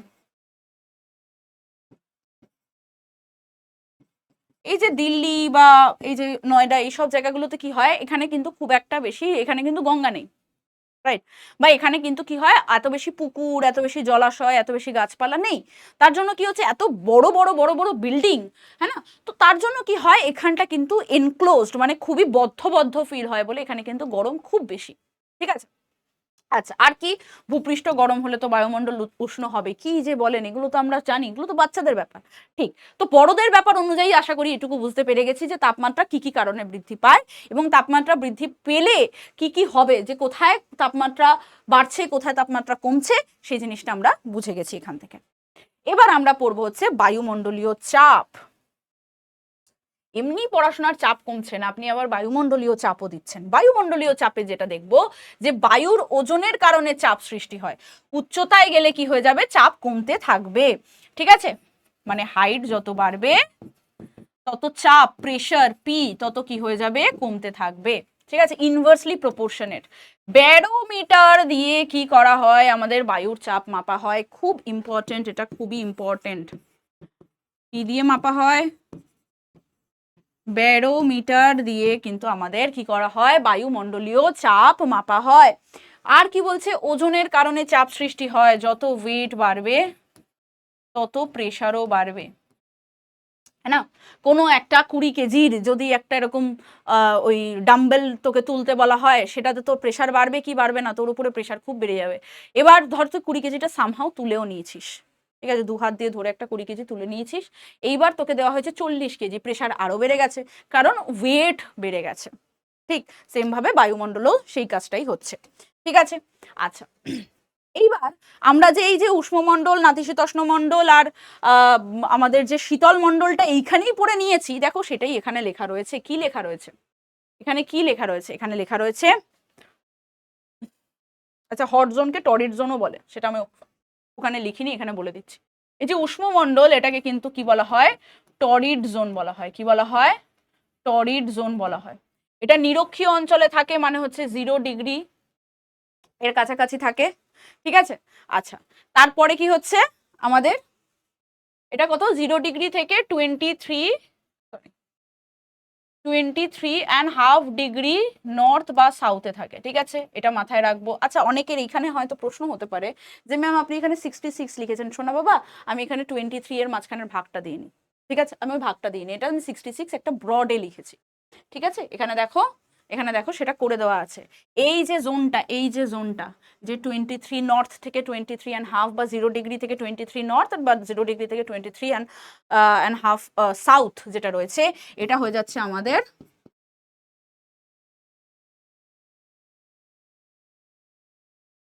টরিড জোন। ঠিক, এটা হয়ে যাচ্ছে আমাদের টরিড জোন বা উষ্ণমণ্ডল। এখানে সারা বছরই গরম থাকে। এখানে একটা জিনিস জানবো, এখানে কি বৃষ্টিপাত হয়?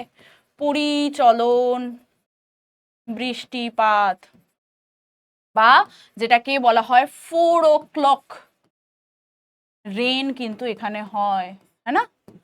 ঠিক আছে, এখানে কিন্তু 4 o'clock রেনটাও এখানে হয়। প্রত্যেক দিন বিকালবেলা 4টের সময় বৃষ্টি হচ্ছে। কেন? কারণ হচ্ছে ভূপৃষ্ঠ গরম হয়ে যাচ্ছে, ভূপৃষ্ঠ থেকে বায়ুটা কি হয়ে যাচ্ছে, যে বায়ুটা রয়েছে সেটা ওইখানটা কি হয়ে যাচ্ছে, অতিরিক্ত গরম হয়ে যাচ্ছে। যখন আমাদের কি হয়, টেম্পারেচার বেড়ে যায়, তখন বায়ু কি হয়ে যায়, ঘনত্ব কমে যায়, ঠিক আছে? টেম্পারেচার অতিরিক্ত বেড়ে গেছে, বায়ুর ঘনত্ব কমে গেছে, হালকা হয়ে গেছে, হালকা হয়ে গেলে কি হয়ে যাবে, উপর দিকে উঠে যাবে, উপর দিকে উঠে গেছে, উঠে গিয়ে মেঘ হয়ে গেছে, অতিরিক্ত জলীয় বাষ্প জমে গেছে, আর ধরে রাখতে পারছে না, বৃষ্টি, ঠিক আছে? এটাকেই বলা হয় পরিচলন বৃষ্টিপাত। পরিচলন বৃষ্টিপাত আবার আমরা পড়বো, তখন আরেকটু ভালো করে পড়ে নেবো। আর কি আছে, নাতিশীতোষ্ণ মণ্ডল, যেটাকে কি বলা হয়, টেম্পারেট জোন। কি বলা হয়? Temperate zone. এটা কত থেকে কত, 23.5 ডিগ্রি থেকে 66.5 ডিগ্রি নর্থ বা সাউথ। 23.5 ডিগ্রি নর্থ থেকে 66.5 ডিগ্রি যেটা রয়েছে, এটা হয়ে যাচ্ছে আমাদের কি, এটা হয়ে যাচ্ছে আমাদের কর্কটীয় নাতিশীতোষ্ণ, ঠিক আছে? কর্কটীয় নাতিশীতোষ্ণ। সেম ভাবে যদি আমরা দেখি 23.5 ডিগ্রি সাউথ থেকে 26.5 ডিগ্রি সাউথটা কি হয়ে যাচ্ছে আমাদের, মকরীয় নাতিশীতোষ্ণ, ঠিক আছে? যেটাকে ইংলিশে কি বলা হয়, নর্থ টেম্পারেট এবং সাউথ টেম্পারেট জোন, ঠিক আছে? আচ্ছা, তারপরে কি রয়েছে আমাদের শীতল মণ্ডল, যেটাকে কি বলা হয়, আমাদের ফ্রিজিড জোন। কি বলা হয়, ফ্রিজিড জোন, যেটা হচ্ছে আমাদের কি 66.5 ডিগ্রি থেকে 90 ডিগ্রি নর্থ আর সাউথের মধ্যে যেটা রয়েছে, সেটা হয়ে যাচ্ছে আমাদের ফ্রিজিড জোন। মানে এই যে এটা হয়ে যাচ্ছে আমাদের নর্থ ফ্রিজিড জোন,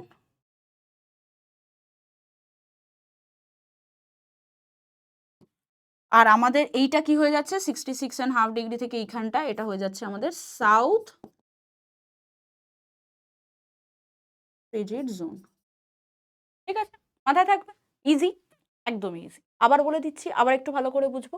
উষ্ণমণ্ডলটাকে বলা হয় টরিড জোন বা হট জোন। সেটা কত, 0 ডিগ্রি থেকে 23.5 ডিগ্রি নর্থ বা সাউথে থাকে, তাই তো? 0 ডিগ্রি, এটা হচ্ছে 0 ডিগ্রি, মাথায় রাখবো, এটা হচ্ছে 0 ডিগ্রি ইকুয়েটার নিরক্ষরেখা, তার থেকে 23.5 degree north and 23.5 degree south. তার মানে যদি আমরা দেখি 23.5 ডিগ্রি নর্থ সাউথের মধ্যে যে জায়গাটা, এই যে জায়গাটা, একটু কালারফুল করবেন, হ্যাঁ করে দেবো, এটা হয়ে যাচ্ছে আমাদের এটা হয়ে যাচ্ছে আমাদের টরিড জোন। এখানে কি হচ্ছে আমাদের ডাইরেক্ট সানলাইট আসছে, কি আসছে ডাইরেক্ট সানলাইট পড়ছে, এখানে আমাদের ডাইরেক্ট সানলাইট পড়ছে। তো ডাইরেক্ট সানলাইট পড়ার জন্য হয়ে যাচ্ছে এটা আমাদের টরিড জোন, যেটা এখানে কি থাকে সারা বছরই গরম থাকে, তার জন্য এখানে কি হয় আমাদের পরিচলন বৃষ্টিপাত হয়, আর এখানে 4 o'clock রেনটাও কিন্তু আমরা দেখতে পাই। তারপরে হচ্ছে আমাদের নাতিশীতোষ্ণ মণ্ডল, যেখানে হচ্ছে না খুব গরম না খুব ঠান্ডা, কারণ এখানে কিন্তু ডাইরেক্ট সানলাইটটা পড়ছে না, একটু একটু স্ল্যান্টেড মানে একটু তির্যক ভাবে কিন্তু কি হচ্ছে আমাদের সানলাইটটা পড়ছে, তার জন্য কি হচ্ছে এখানে কিন্তু মাঝারি তাপমাত্রা যেটা আমরা বললাম, এবং এখানে কিন্তু ঋতুভেদটা স্পষ্ট, স্টার মার্ক। ঋতুভেদ কোন আমাদের মণ্ডলে, বায়ুমণ্ডলে, মানে বায়ুমণ্ডলীয় যে তাপমাত্রার যে এই যে স্তরটা, তাতে কোথায় দেখতে পাওয়া যায় যদি আমাদের জিজ্ঞাসা করে, তাহলে আমরা কি বলবো নাতিশীতোষ্ণ মণ্ডলে। শীতল মণ্ডলেও দেখতে পাওয়া যায় না, উষ্ণ মণ্ডলেও দেখতে পাওয়া যায় না, কারণ শীতল মণ্ডলে খুবই ঠান্ডা, উষ্ণ মণ্ডলে খুবই শীতল মণ্ডলে খুবই ঠান্ডা, উষ্ণ মণ্ডলে খুবই গরম, রাইট। তারপরে কি রয়েছে আমাদের শীতল মণ্ডল, যেটাকে বলা হয় ফ্রিজিড জোন, যেটা হচ্ছে 66.5 ডিগ্রি নর্থ থেকে 90 degree north and 66.5 degree south থেকে 90 ডিগ্রি সাউথ, ঠিক এটাকে বলা হচ্ছে কি আমাদের ফ্রিজিড জোন, ঠিক আছে। আচ্ছা, এই যে আমরা নাতিশীতোষ্ণ মণ্ডলটা পড়লাম, সেটা নর্থেরটাকে বলা হয় কর্কটীয় নাতিশীতোষ্ণ, আর আমাদের যে সাউথেরটা আছে সেটাকে কি বলা হয় মকরীয় নাতিশীতোষ্ণ। এটা হচ্ছে মেরু অঞ্চল মেনলি, এখানে সারা বছরই কি থাকে বরফে আবৃত থাকে, এখানে কিন্তু কি হয় লো অ্যাঙ্গেল অফ ইনকামিং সানলাইট, খুবই লো অ্যাঙ্গেলে থাকে, খুবই তির্যক ভাবে থাকে, কিভাবে থাকে তির্যক তির্যক সানলাইট আসে। বুঝতে পেরে গেছি, এতটা সুন্দর করে বোঝা গেছে। চলো এবার দেখো চাপ বলয়গুলো দেখবো। চাপ তো পড়লাম, এবার একটুখানি চাপ নিয়েও নিই।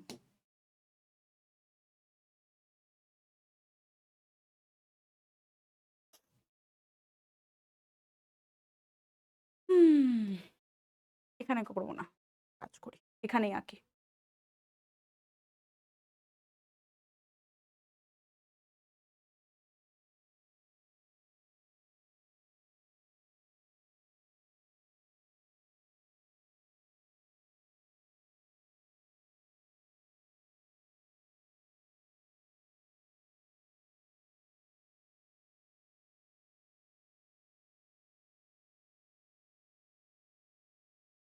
চলো, আচ্ছা এটা কি আমাদের, এটা হচ্ছে আমাদের 0 ডিগ্রি, যেটাকে বলা হয় ইকুয়েটার, এটা হচ্ছে আমাদের ইকুয়েটার। আচ্ছা,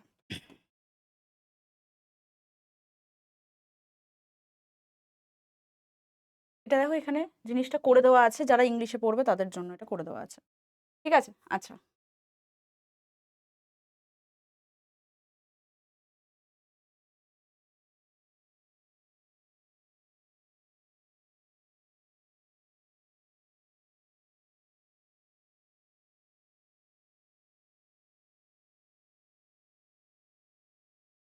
এবার দেখ এটা কি 23.5 ডিগ্রি নর্থ, এটা কি 66.5 ডিগ্রি নর্থ, ঠিক আছে।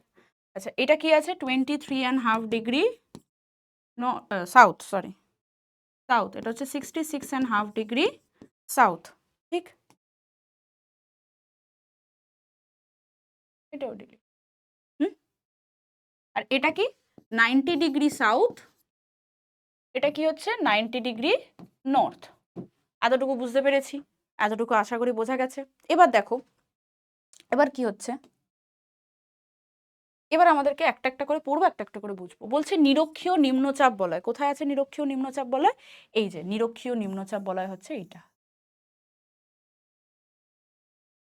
এটা হচ্ছে কি, এটা হচ্ছে আমাদের নিরক্ষীয়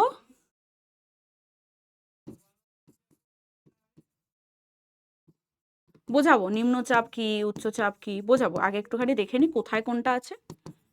নিরক্ষীয় নিম্নচাপ বলয়, তার আগে কি বলেছে দেখো, তার আগে বলেছে উপক্রান্তীয় উপক্রান্তীয় উচ্চচাপ বলয়,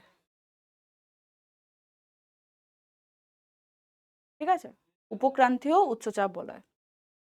দেখো এই জায়গাটা এবং এই জায়গাটা, এটা কি হচ্ছে এই দুটো, এটা হচ্ছে উপক্রান্তীয়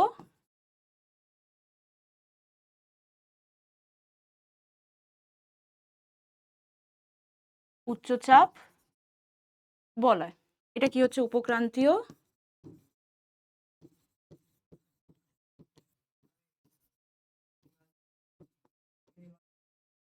উচ্চচাপ বলয়। তার উপরে কি বলেছে উপমেরু নিম্নচাপ বলয়, আর তার নিচে কি বলেছে আমাদের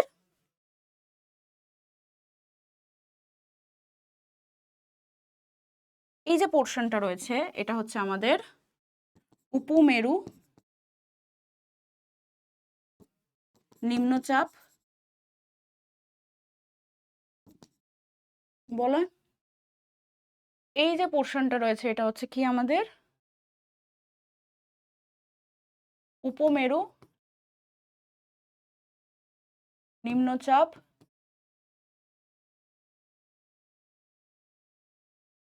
বলয়। আর আমাদের যে এই যে পোর্শনটা রয়েছে এটা হচ্ছে আমাদের মেরু উচ্চচাপ বলয়।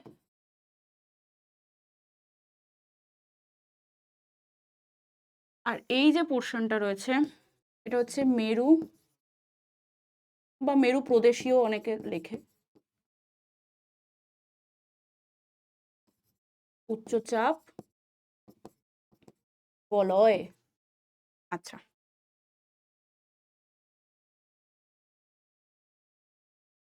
এখানে একটা জিনিস এখানে দাঁড়া,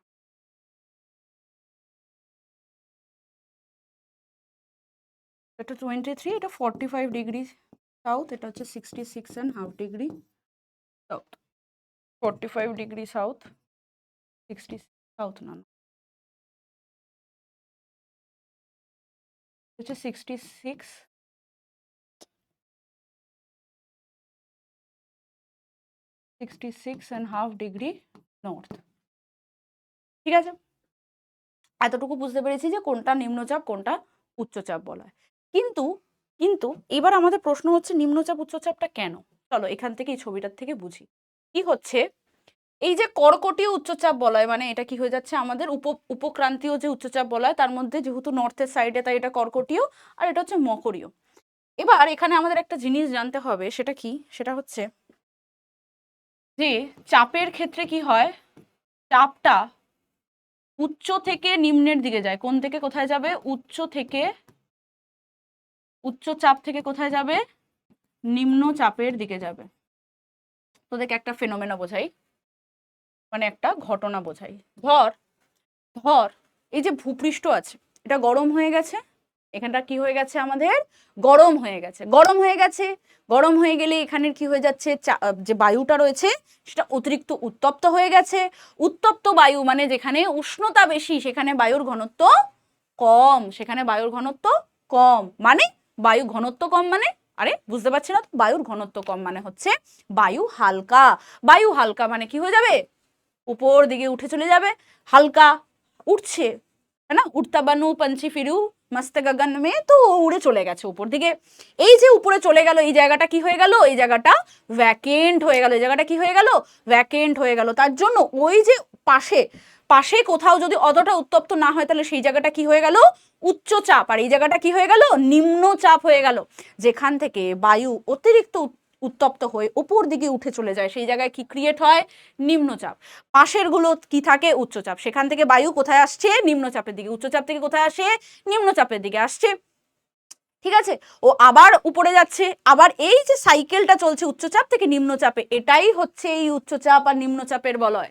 এটা আমরা নর্মালিও দেখে থাকি, হ্যাঁ না, এটা আমরা নর্মালিও দেখে থাকি। কিরকম, এই যে ভূপৃষ্ঠ গরম হলো মানে এখানের যে বায়ুটা সেটা উত্তপ্ত হলো মানে বায়ুর ঘনত্ব কি হয়ে গেল, কমে গেল। বায়ুর ঘনত্ব কমে গেল মানে কি হলো, আমাদের বায়ু হালকা হলো। বায়ু হালকা হলো মানে ওখানে কি ক্রিয়েট হলো, ওখানে নিম্নচাপ ক্রিয়েট হলো। ওখানে কি ক্রিয়েট হলো, নিম্নচাপ ক্রিয়েট হলো। নিম্নচাপ ক্রিয়েট হলো তো বায়ু কোথায় চলে যাচ্ছে, ওপর দিকে। ওই জায়গাটা কি হয়ে যাচ্ছে, ফাঁকা। কোনো জায়গা বায়ু ছাড়া তো থাকতে পারবে না, তো সেখানে পাশের থেকে উচ্চচাপ থেকে কি হচ্ছে, বায়ু ওই দিকে ধেয়ে আসছে। আর এই জন্য যেখানে নিম্নচাপ ক্রিয়েট হয় সেখানে কি হয়, দুদিক থেকে বা যেখান থেকে হোক পাশের থেকে উচ্চচাপের যে বায়ু বায়ুটা নিম্নচাপের দিকে ধেয়ে আসে এবং সেখানে ধাক্কা খেয়ে একটা ঘূর্ণিঝড়ের সৃষ্টি করে। তার জন্যই আমরা এই যে কালবৈশাখী দেখতে পাই, যেখানে এরকম দেখি যে হুস হুস করে হাওয়া চলছে। কেন? কারণ যখন দেখবি খুব গরম পড়েছে আর থাকতে পারছি না, মনে হচ্ছে যেন লু পড়ছে এরকম অবস্থা, তখন কি হয়? তখন একদম ভূপৃষ্ঠ উত্তপ্ত, পাগলের মতন, খালি পায়ে তো চলা ভুলেই যা, है না? প্লাস্টিকের চটি ক্রক্স পরে বেরোলেও মনে হচ্ছে যেন গরম লাগছে। তো সেই যখন ওই রকম অবস্থা হয়, তখনই দেখবি সেই দিনে বিকালবেলা কি হয়, মোস্টলি কালবৈশাখী ঝড় আসে। কেন? কারণ ওখানে বায়ু অতিরিক্ত উত্তপ্ত হয়ে গেছে। উত্তপ্ত হয়ে গিয়ে কি হয়েছে, ওখানে নিম্নচাপের সৃষ্টি করেছে। ওখানের বায়ু নিম্নচাপ সৃষ্টি কিভাবে করেছে? তার কারণ হচ্ছে ওখানের বায়ু হালকা হয়ে উপরে উঠে গেছে। এইবার ওই জায়গাটা তো ফাঁকা রাখতে পারবে না, তো তখন কি হচ্ছে, পাশ থেকে অতিরিক্ত ঠান্ডা বায়ু ধেয়ে আসছে। তার জন্যই যখন কালবৈশাখী হয় তখন অতিরিক্ত ঠান্ডা বায়ু বয়, একেবারে যেন তোকে উড়িয়ে নিয়ে চলে যাবে সাথে, তাই তো? হয়তো তখন কি হয়, তখন ওইটা আর নিতে না পেরে ওইখানে একটা ঘূর্ণি, একটা সাইক্লোনের মতন সৃষ্টি হয়। আমরা সাইক্লোনটা পড়বো একটু বাদে, তখন বুঝবো। আচ্ছা, নিম্নচাপটা ওইখানে কেন সৃষ্টি হলো বা ওইখানের বায়ুটা এতটা কেন উত্তপ্ত হচ্ছে, এইবার বোঝ। এই যে ইকুয়েটার রয়েছে, এই যে 0 ডিগ্রি, এই যে জায়গাটা, মানে এই যে 23.5 ডিগ্রি নর্থ টু সাউথের এই যে জায়গাটা, যেই জায়গাটাকে আমরা টরিড জোন বলি, কি বলি এই জায়গাটাকে? একটা মিনিট দাঁড়া। এই জায়গাটাকে আমরা কি বলি? আমরা কিছুক্ষণ আগেই পড়লাম, এটাকে আমরা কি বলি? এই জায়গাটাকে আমরা বলি, এই জায়গাটাকে আমরা বলি টরিড জোন বা উষ্ণমণ্ডল বলি, কি বলি না? বলি তো। কেন বলি? কারণ এখানে কি আসে, এখানে আমাদের ডাইরেক্ট সানলাইট আসে তো ম্যাম। হ্যাঁ, ডাইরেক্ট সানলাইট আসছে। ডাইরেক্ট সানলাইট আসলে কি হবে, ওখানের বায়ু অতিরিক্ত উত্তপ্ত হবে। অতিরিক্ত উত্তপ্ত হবে ফলে কি হয়ে যাবে, সেখানে কি সৃষ্টি হবে? আবার বলি, নিম্নচাপের সৃষ্টি হবে। কারণ এখানের যে বায়ু, তার ঘনত্ব কমে গেছে। তার বায়ুর ঘনত্ব কমে গেছে মানে কি হয়েছে, সে ওপর দিকে উঠে চলে গেছে। তখন ওই জায়গাটাতে কে আসবে? উচ্চচাপ থেকে বায়ু আসবে। কোথা থেকে আসবে? উচ্চচাপ থেকে বায়ু আসবে। আরে বাপ রে বাপ, এবার দেখি উচ্চচাপ থেকে কিরকম ভাবে বায়ু আসছে। এই যে উচ্চচাপ থেকে বায়ু এখানে আসছে নিম্নচাপের দিকে, এখান থেকে উচ্চচাপ থেকে বায়ু এই যে আসছে, হ্যাঁ না? ও আবার কি হচ্ছে, আবার ওখান থেকে ও আবার ঘুরে এদিকে চলে যাচ্ছে। ও আবার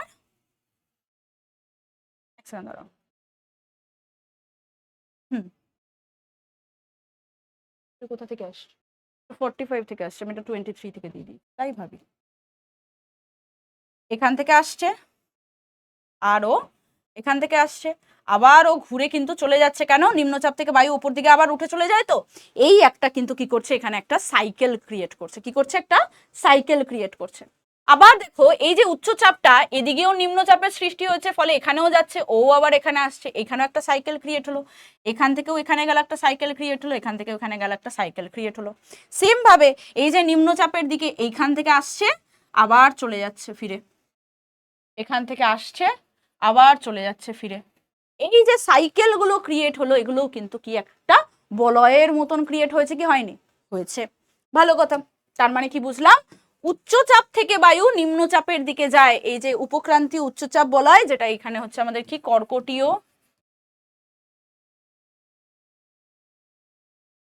উচ্চচাপ, এটা হচ্ছে উপমেরু নিম্নচাপ, আর এটা হচ্ছে মেরু প্রদেশীয়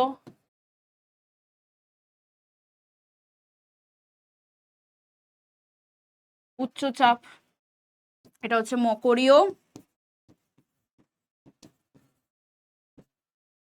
উচ্চচাপ। ঠিক আছে, এন্ড সেম ভাবে ওটা উপমেরু, এটা মেরু প্রদেশীয়, এইভাবেই যাচ্ছে। আর এইভাবে সাইকেল ক্রিয়েট হচ্ছে, মানে উচ্চচাপ থেকে নিম্নচাপের দিকে যাচ্ছে, উচ্চচাপ থেকে নিম্নচাপের দিকে যাচ্ছে। সেটার কথাই বলা হয়েছে। দেখো, নিরক্ষীয় নিম্নচাপ এই যে কর্কটীয় থেকে এখানে আসছে, আবার ওটা ঘুরে উপর দিকে উঠে যাচ্ছে, ওটা ওদিকে যাচ্ছে, নিম্নচাপের দিকে যাচ্ছে, ওটা আবার ঘুরে ওদিকে চলে আসছে। ঠিক আছে, বুঝতে পেরেছি? এটাকে ইংলিশে কি কি বলে? Equatorial low pressure. ঠিক আছে, এখানে কিন্তু আমরা ডোলড্রামস দেখতে পাই। এখানে আমরা কি দেখতে পাই? এখানে এখানে আমরা ডোলড্রামস দেখতে পাই। ঠিক আছে, আচ্ছা, তারপরে আমরা কি দেখতে পাচ্ছি, আর একটা হচ্ছে সাব ট্রপিক্যাল হাই প্রেশার যেটা রয়েছে এখানে হর্স ল্যাটিটিউড দেখতে পাওয়া যায়, সাব পোলার লো প্রেশার যেটা উপমেরু নিম্নচাপ, আর একটা হচ্ছে পোলার হাই প্রেশার যেটা হচ্ছে মেরু উচ্চচাপ বলা হয়। ইংলিশে এখানে কিন্তু কিছুটা লিখে দিয়েছি আমি যাতে তোমাদের সুবিধা হয়, আর এখানেও আমি এঁকে দিয়েছি, এখানে ওই চারটেই এখানে কিন্তু লেখা রয়েছে, মাথায় থাকবে, বোঝা গেছে। চলো এবার আমরা দেখবো হোয়াট ইজ আইসোবার। চাপ তো পড়লাম, এবার চাপের দিয়ে একটা জিনিস বোঝাচ্ছে। এখানে কি বলছে, বলছে সমুদ্রপৃষ্ঠ বা ভূপৃষ্ঠে, ঠিক আছে, পুরো যদি আমরা পৃথিবীটাকে একটা ধরি, সেখানে সমচাপ রেখা যুক্ত, যদি সমচাপ রেখাটাকে কোনো একটা কাল্পনিক রেখা দ্বারা আমরা যুক্ত করতে থাকি, যে এইখানের জায়গা আর এখানে এ আর বি দুটো জায়গাতে চাপ কি হচ্ছে, সেম রয়েছে, এবার সেটাকে আমরা কি করছি, একটা কোনো কাল্পনিক রেখা দিয়ে যুক্ত করছি, এরকম ভাবে এ বি সি ডি করে এরকম ভাবে যদি জুড়তে থাকি, একটা কাল্পনিক রেখা দ্বারা যদি জুড়তে থাকি, তাহলে সেই যে কাল্পনিক রেখাটা সেটা কোন একটা নির্দিষ্ট টাইমে যদি হয়, তাহলে সমচাপ যুক্ত যে স্থানগুলো রয়েছে, ঠিক আছে, সেগুলোকে কি বলা হবে, আইসোবার।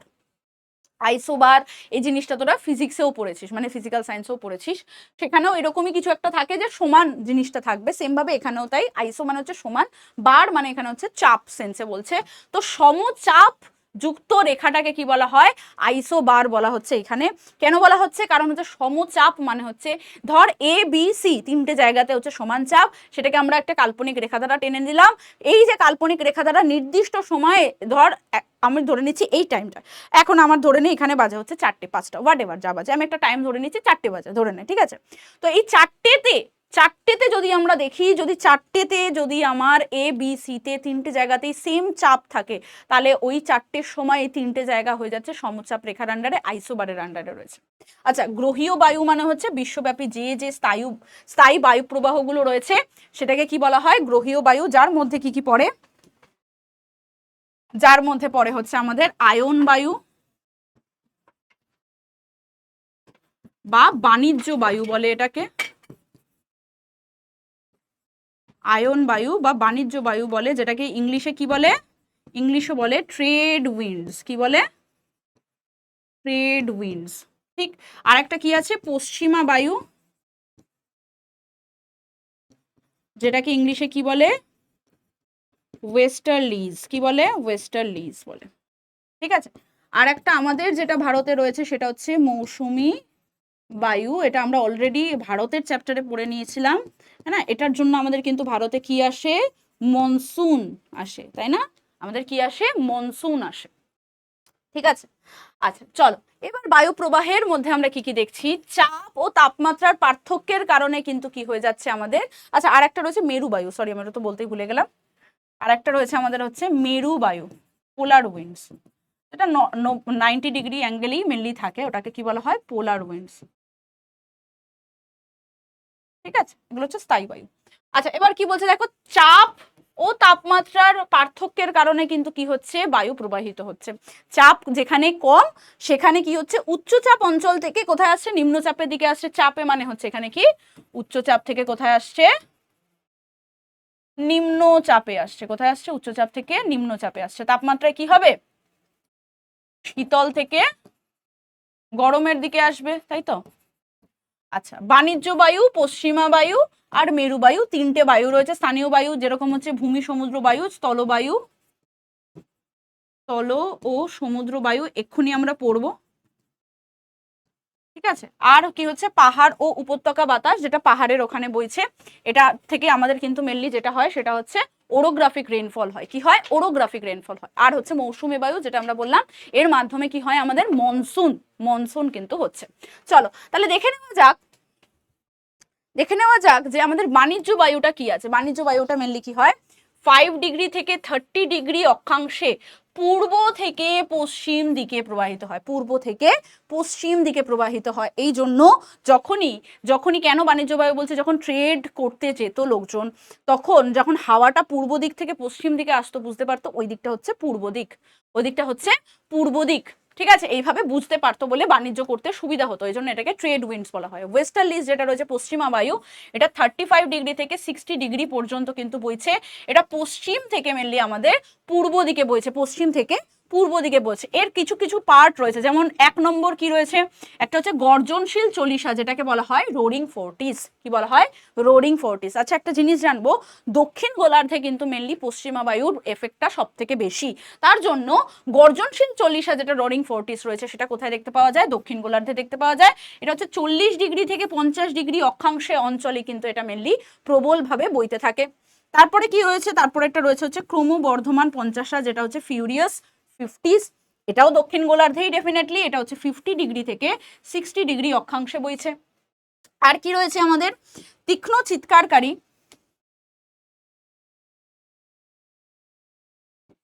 তীক্ষ্ণ চিৎকারকারী 60, যেটা হচ্ছে স্ক্রিমিং 60s, এটাও দক্ষিণ গোলার্ধেই।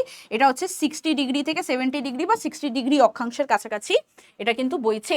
ঠিক আছে, তার মানে এই তিনটে কিন্তু আমাদেরকে পড়তেই হবে, খুবই ইম্পর্টেন্ট রয়েছে ওয়েস্টার্লিজের ভাগগুলো। ঠিক, চলো এরপরে এখানে দেখো আমরা সমুদ্র বায়ু আর আমাদের স্থলবায়ুটা দেখবো। সমুদ্র বায়ুটা কি বলেছে? বলছে সমুদ্র বায়ুটা মেনলি কি হয়, বিকাল বা সন্ধ্যার দিকে বইছে। এটা বসন্ত ও গ্রীষ্মকালে মেনলি দেখতে পাই।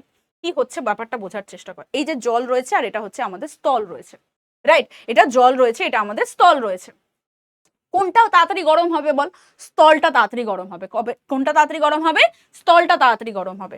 ঠিক আছে, আচ্ছা এবার কি হচ্ছে, স্থলটা তাড়াতাড়ি গরম হয়ে গিয়ে, ঠিক আছে, স্থলটা তাড়াতাড়ি গরম হয়ে গিয়ে এখান থেকে বাষ্পে চলে যাচ্ছে। এখান থেকে কি হচ্ছে আমাদের, এটা চলে যাচ্ছে। তো যখন চলে যাচ্ছে এটা বিকাল বা সন্ধ্যার দিকে, বা বলা যেতে পারে এটা সকালে। ঠিক আছে, মেনলি হচ্ছে এটা সকালে হয়, এটা হচ্ছে সকালে বা দিনমানে, দিনের বেলা। সমুদ্র বায়ু দিনের বেলা, আর আমাদের স্থলবায়ু হচ্ছে রাতের বেলা। ইজি ভাবে বোঝার জন্য বলছো। আমাদের রয়েছে হচ্ছে নিম্নচাপ,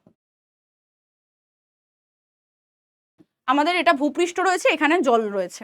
ভূপৃষ্ঠটা তাড়াতাড়ি গরম হয়েছে, তাড়াতাড়ি গরম হয়েছে মানে এখানে বায়ু কি হয়েছে, উত্তপ্ত হয়েছে। উত্তপ্ত হয়েছে মানে কি হয়েছে, হালকা হয়ে গেছে, ঘনত্ব কমে গেছে। কোথায় চলে গেছে? ওপর দিকে। তার মানে এই যে সমুদ্র থেকে তখন কি হচ্ছে, আমাদের বায়ুটা কোন দিকে যাচ্ছে, নিম্নচাপ বা স্থলভাগের দিকে যাচ্ছে। এখানে কি তৈরি হয়েছিল, উচ্চ চাপের সৃষ্টি হয়েছিল। আর আমরা জানি উচ্চচাপ থেকে নিম্নচাপের দিকে যায়। যেহেতু সমুদ্র থেকে বায়ুটা স্থলের দিকে যাচ্ছিল দিনের বেলা, তাই জন্য একে বলা হচ্ছে কি, সমুদ্র বায়ু। এটাকে কি বলা হয়?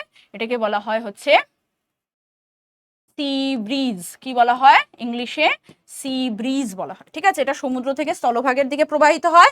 এটা আর্দ্র হয় কারণ সমুদ্র থেকে যাচ্ছে, তার জন্য উচ্চ গতিবেগ হয়। আর স্থলভাগে নিম্ন চাপের উপস্থিতির জন্য কিন্তু এটা মেনলি হচ্ছে। স্থলবায়ু যেটাকে বলা হয় হচ্ছে ল্যান্ড ব্রিজ। কি বলা হয়? Land bridge. এটা মেনলি কি হয়, এবার রাত হয়ে গেছে, দিন শেষ, এবার হয়ে গেছে রাত। রাত্রিবেলা কি হচ্ছে, রাত্রিবেলা জল যত দেরিতে গরম হয় তত তাড়াতাড়ি, মানে তত দেরিতে কিন্তু ওটা ঠান্ডাও হয়। জল যত দেরিতে গরম হচ্ছে তত দেরিতে কিন্তু কি হচ্ছে, ওটা ঠান্ডা হচ্ছে। আর স্থল কি হচ্ছে, যত তাড়াতাড়ি গরম হচ্ছে তত তাড়াতাড়ি ঠান্ডাও হয়ে যাচ্ছে। এবার কি হচ্ছে, রাত্রিবেলা এসে গেছে, রাত্রিবেলা কি হচ্ছে, স্থলটা তাড়াতাড়ি ঠান্ডা হয়ে গেছে, কিন্তু জলটা তখনও ঠান্ডা হয়নি। এবার জলটা যেহেতু ঠান্ডা হয়নি, ওখানে বায়ুর ঘনত্ব তখনও কি হয়েছে, ভারী হয়নি, মানে ঘনত্ব বাড়েনি, ঘনত্ব কম। ওখানে জল কি হয়েছে, হালকা হয়ে গেছে, তো জল ওখান থেকে উঠে যাচ্ছে। ওখানে কিসের সৃষ্টি হয়েছে, নিম্নচাপের। এবার এই যে স্থল থেকে, এটা স্থলভাগ, এই যে স্থল থেকে কোথায় যাচ্ছে, এবার আমার সমুদ্রের দিকে বায়ুটা বইছে বলে কি হয়ে যাচ্ছে, আমার উচ্চচাপ থেকে নিম্নচাপের দিকে বইছে বলে কি হয়ে যাচ্ছে, যেহেতু স্থল থেকে বইছে তাই এটা স্থলবায়ু। এটা স্থলভাগ থেকে সমুদ্রের দিকে যায়, এটা শুষ্ক প্রকৃতির হয়। আর এটা নিম্নচাপের উপস্থিতিটা কোথায় হয়, সমুদ্রে হয়। তাহলে স্থলবায়ু ও সমুদ্র বায়ুর মধ্যে পার্থক্য আমরা বুঝতে পেরে গেলাম। দিনের বেলা কোনটা বয়, সমুদ্র বায়ু বয়। রাতের বেলা কোনটা বইছে, স্থলবায়ু বইছে। ঠিক আছে, শীতকালে কোনটা বইছে, শীতকালে আমাদের স্থলবায়ু বেশি বয়। আর আমাদের মেনলি গ্রীষ্মকালে কোনটা বইছে, সেটা হচ্ছে আমাদের সমুদ্র বায়ু বইছে। আচ্ছা, কোথায় নিম্নচাপের সৃষ্টি হচ্ছে সমুদ্র বায়ুর সময়, স্থলভাগে। কোথায় নিম্নচাপের সৃষ্টি হচ্ছে স্থলবায়ুর সময়, সমুদ্রভাগে, তাই তো? আচ্ছা, কোথা থেকে কোথায় যাচ্ছে, আমাদের যাচ্ছে সমুদ্র থেকে, মানে উচ্চচাপ থেকে আমাদের স্থলভাগে মানে নিম্নচাপের দিকে যাচ্ছে। ঠিক আছে, তো তার মানে এটা আমরা বুঝে গেলাম। আর এটা কি প্রকৃতির হয়, আর্দ্র প্রকৃতির হয়। আর আমরা যখন এদিকে চলে যাব তখন দেখবো স্থলভাগ উচ্চচাপ থেকে কোথায় যাচ্ছে, নিম্নচাপের দিকে, সমুদ্রের দিকে যাচ্ছে। আর এটা কি হয়, শুষ্ক প্রকৃতির হয়। ঠিক আছে। এখানে ওয়েস্টার্লি ট্রেড উইন্ডসগুলো দেওয়া রয়েছে। এটা 5 ডিগ্রি থেকে 30 ডিগ্রি ল্যাটিটিউডের মধ্যে হয়। পোলার উইন্ডসটা কোল্ড উইন্ডস হয়, এটা খুবই ঠান্ডা হয়। ওয়েস্টার্লিসটা মেনলি থাকে 35 থেকে 60 ডিগ্রি ল্যাটিটিউডের মধ্যে, যার মধ্যে কিন্তু রোডিং 40s, ফিউরিয়াস 50s আর স্ক্রিমিং 60sটা রয়েছে। যারা যারা ইংলিশ একটুখানি সুন্দর করে দেখতে চাও এটা একবার দেখে নেবে, এখানে সেটাই লেখা রয়েছে। চলো এবার পড়বো হচ্ছে এল নিনো লা নিনা, যেটা খুবই ইম্পর্টেন্ট কিন্তু, ঠিক আছে, এটা কিন্তু খুবই ইম্পর্টেন্ট, এটা একটু ভালো করে বুঝবো। এল নিনো আর লা নিনাটা কি বলছে? এল নিনো আর লা নিনা দুটোই কোথায় দেখতে পাওয়া যায়? প্রশান্ত মহাসাগরে দেখতে পাওয়া যায়, ইম্পর্টেন্ট, ঠিক আছে। আর এটা কোথায় সৃষ্টি হয়? প্রশান্ত মহাসাগরের পূর্ব উপকূলে। কোথায়?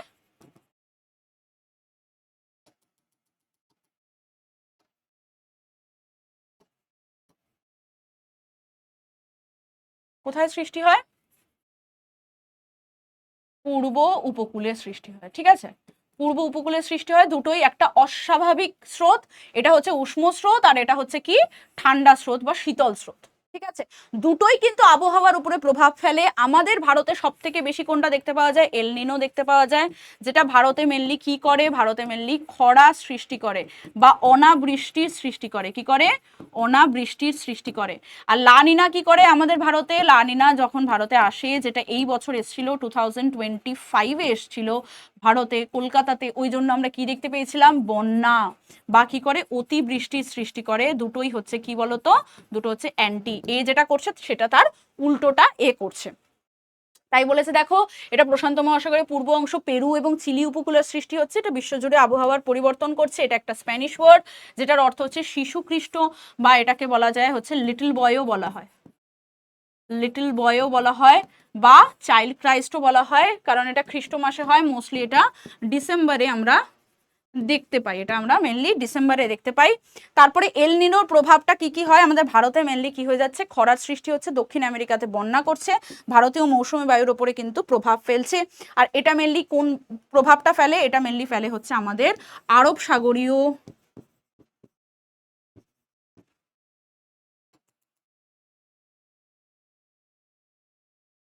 এটা মেনলি আমাদের আরব সাগরীয় শাখাতে ফেলে। এই দুটো শাখা আমরা অলরেডি পড়ে নিয়েছি ফার্স্ট সামেটিভে, ঠিক আছে। আচ্ছা, যখন আমরা লা নিনাতে চলে আসছি, এটা বিপরীত অবস্থা। এটাও প্রশান্ত মহাসাগরের পূর্ব উপকূলেই হচ্ছে, কিন্তু এটা শীতল হয়। এর মানে হচ্ছে শিশু কন্যা, লিটল গার্ল মানে হচ্ছে এর। আচ্ছা, এটা কি করছে? এটা আমাদের সেম জিনিস, এখানে অতিবৃষ্টি করছে বা বন্যা ঘটাচ্ছে।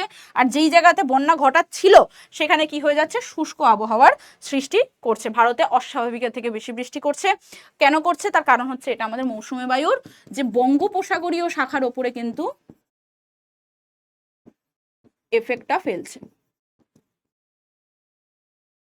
ঠিক আছে। সেটাই এখানে লেখা রয়েছে ছোট করে, দেখে নেব। এটা হচ্ছে সেটারই পার্থক্য। এটা হচ্ছে দক্ষিণমুখী, এটা মেনলি হচ্ছে দক্ষিণমুখী এল নিনোটা, আর এটা হচ্ছে উত্তরমুখী, ঠিক আছে।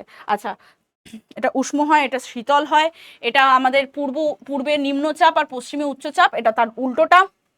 এটা পূর্ব আয়ন বায়ু, ওটা দক্ষিণ পূর্ব আয়ন বায়ু, ওটা দক্ষিণ পূর্ব আয়ন বায়ু, ওটা সক্রিয়, এখানে কিন্তু অতটা সক্রিয় থাকে না। এটা কিন্তু মৎস্য চাষে ক্ষতিগ্রস্ত করে, এটা মৎস্য চাষ,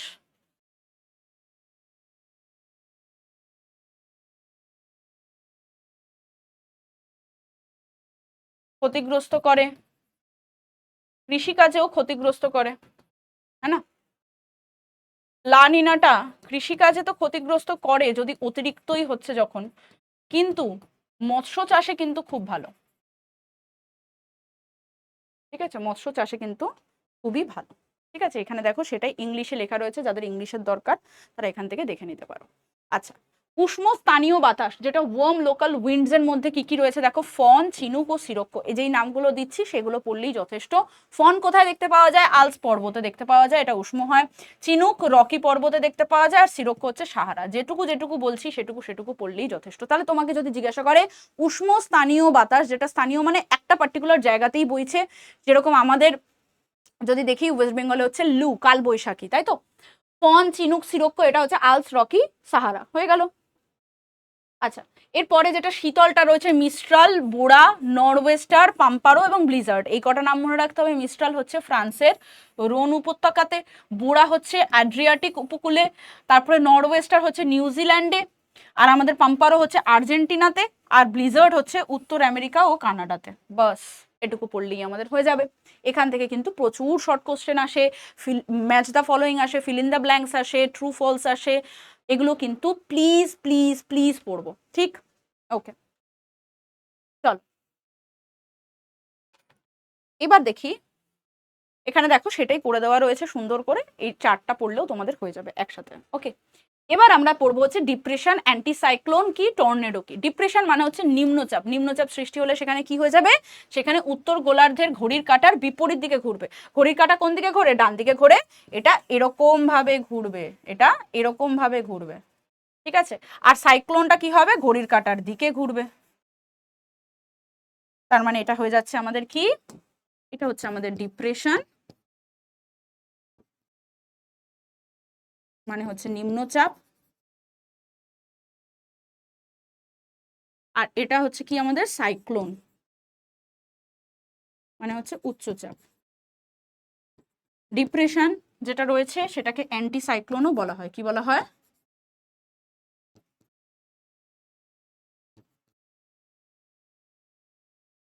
অ্যান্টি সাইক্লোনও বলা হয়। আচ্ছা সরি সরি সরি সরি, উল্টো বললাম, sorry sorry, I am extremely sorry. এটাকে সাইক্লোন বলা হয় আর ওটা হচ্ছে অ্যান্টি সাইক্লোন, তাই তো হবে, এতক্ষণ ধরে এটাই পড়াচ্ছিল। অ্যান্টি সাইক্লোন হচ্ছে আমাদের কি উচ্চচাপ, আর এটা হয়ে যাচ্ছে নিম্নচাপ, মানে এখানে সাইক্লোন তৈরি হবে। এখানে কি তৈরি হবে আমাদের, কি সমস্যা হচ্ছে, সাইক্লোনের তৈরি হবে, তাই তো? এখানে সাইক্লোন কেন তৈরি হবে, নিম্নচাপ হলে কি বলেছি, দূর থেকে উচ্চচাপ ধেয়ে আসবে। এখানে ভূপৃষ্ঠ গরম হয়ে গেছে, এখানে ভূপৃষ্ঠ গরম হয়ে গেছে মানে এখানে যে বায়ু সেটা উত্তপ্ত হয়ে গেছে, উত্তপ্ত হয়ে গেছে মানে তার কি হয়ে গেছে, ঘনত্ব কমে গেছে, বা ঘনত্ব কমে গেছে মানে হালকা হয়ে গেছে, মানে সেটাও চলে যাচ্ছে ওই জায়গাটায়, কি হয়ে যাচ্ছে তৈরি, নিম্নচাপের সৃষ্টি হচ্ছে। নিম্নচাপের সৃষ্টি হচ্ছে মানে ওখানে সাইক্লোনিক একটা অ্যাটমসফিয়ারের সৃষ্টি হচ্ছে, সাইক্লোনিক সৃষ্টি হচ্ছে মানে ডিপ্রেশনের সৃষ্টি হচ্ছে। ঘড়ির কাঁটার উল্টো দিকে ঘুরছে, উল্টো দিকে ঘুরছে, ঠিক আছে? তার জন্যই কি হয়, আমরা যখন সোজা এরকম হাঁটতে যাই আমরা দেখি আমাদের পিছন দিকে এরকম করে ঠেলে দিচ্ছে, হ্যাঁ না? কেন ঠেলে দিচ্ছে, তার কারণ হচ্ছে ঘড়ির কাঁটার উল্টো দিকে চলছে, উত্তর গোলার্ধে, এটা কিন্তু মাথায় রাখতে হবে। অ্যান্টি সাইক্লোনটা কি হচ্ছে, একই জিনিস কিন্তু কেন্দ্র থেকে বহির্গামী উত্তর গোলার্ধের ঘড়ির কাঁটার দিকে ঘুরছে, এটা অ্যান্টি সাইক্লোন হচ্ছে। টর্নেডোটা কি হয়, অতি তীব্র ঘূর্ণায়মান ঝড়, যেটা ঘন্টায় প্রায় প্রায় 320 কিলোমিটার গতিবেগে কিন্তু বইছে। ঘূর্ণিঝড়টা কি, কেন্দ্রে নিম্নচাপ থাকে, প্রবল ঘূর্ণি হয়, এটা কিন্তু উষ্ণমণ্ডলীয় ঘূর্ণিঝড় সমুদ্রের উপরে সৃষ্টি হয়, ঠিক আছে? এটা উষ্ণমণ্ডলীয় জায়গাতে, মেনলি নাতিশীতোষ্ণ জায়গাতে আমরা ঘূর্ণিঝড়টা কিন্তু দেখতে পারি, ঠিক আছে? ঠিক আছে, বুঝতে পেরেছি। আচ্ছা চলো, এখানে দেখো সেটাই দেওয়া রয়েছে যে ডিপ্রেশন এইভাবে এল, ওটা হচ্ছে রাইট, ওটা রাইটের দিকে যাচ্ছে, এটা এইদিকে যাচ্ছে, এখানে সেটাই বলা আছে। ওকে, এখানে ছবিগুলো দেওয়া রয়েছে, এটা অ্যান্টিসাইক্লোন, আর ওটা হয়ে যাচ্ছে টর্নেডো। টর্নেডোটা মানে একদম পুরো এরকম ভাবে বইছে, টর্নেডো যখন হয় তখন এরকম ভাবে উপর দিকে টেনে নিয়ে চলে যায়। তাই জন্য বলা হয়, যদি কখনো যদি টর্নেডোর কোনো মুভি, এরকম অনেক মুভি আছে ইংলিশ মুভি যেখানে টর্নেডোটা দেখানো হয়েছে, তো সেখানে দেখা যাচ্ছে এরকম সাইকেলটা উড়ে উপর দিকে চলে গেছে, তারপরে যখন টর্নেডো থেমেছে ধপ করে পড়েছে। মানে একটা অ্যাডেও রয়েছে, কোন একটা অ্যাডে, একটা পারফিউমে পার্ক এভিনিউ আর বোধ হয় অ্যাডেও রয়েছে এরকম, যে সবকিছু উড়িয়ে নিয়ে চলে যাচ্ছে, শুধুমাত্র ছেলেটার জামাটা উড়িয়ে নিয়ে চলে গেছে কিন্তু ছেলেটার স্মেলটা নিয়ে যেতে পারেনি, তো মেয়েটা বলছে উফ বাবা কি পারফিউম লাগিয়েছে, এরকম কিছু একটা রয়েছে। তো সেখানেও কিন্তু টর্নেডো সেন্সটা দেখানো হয়েছে। যাই হোক, এবার আমরা দেখবো হচ্ছে জেট স্ট্রিম।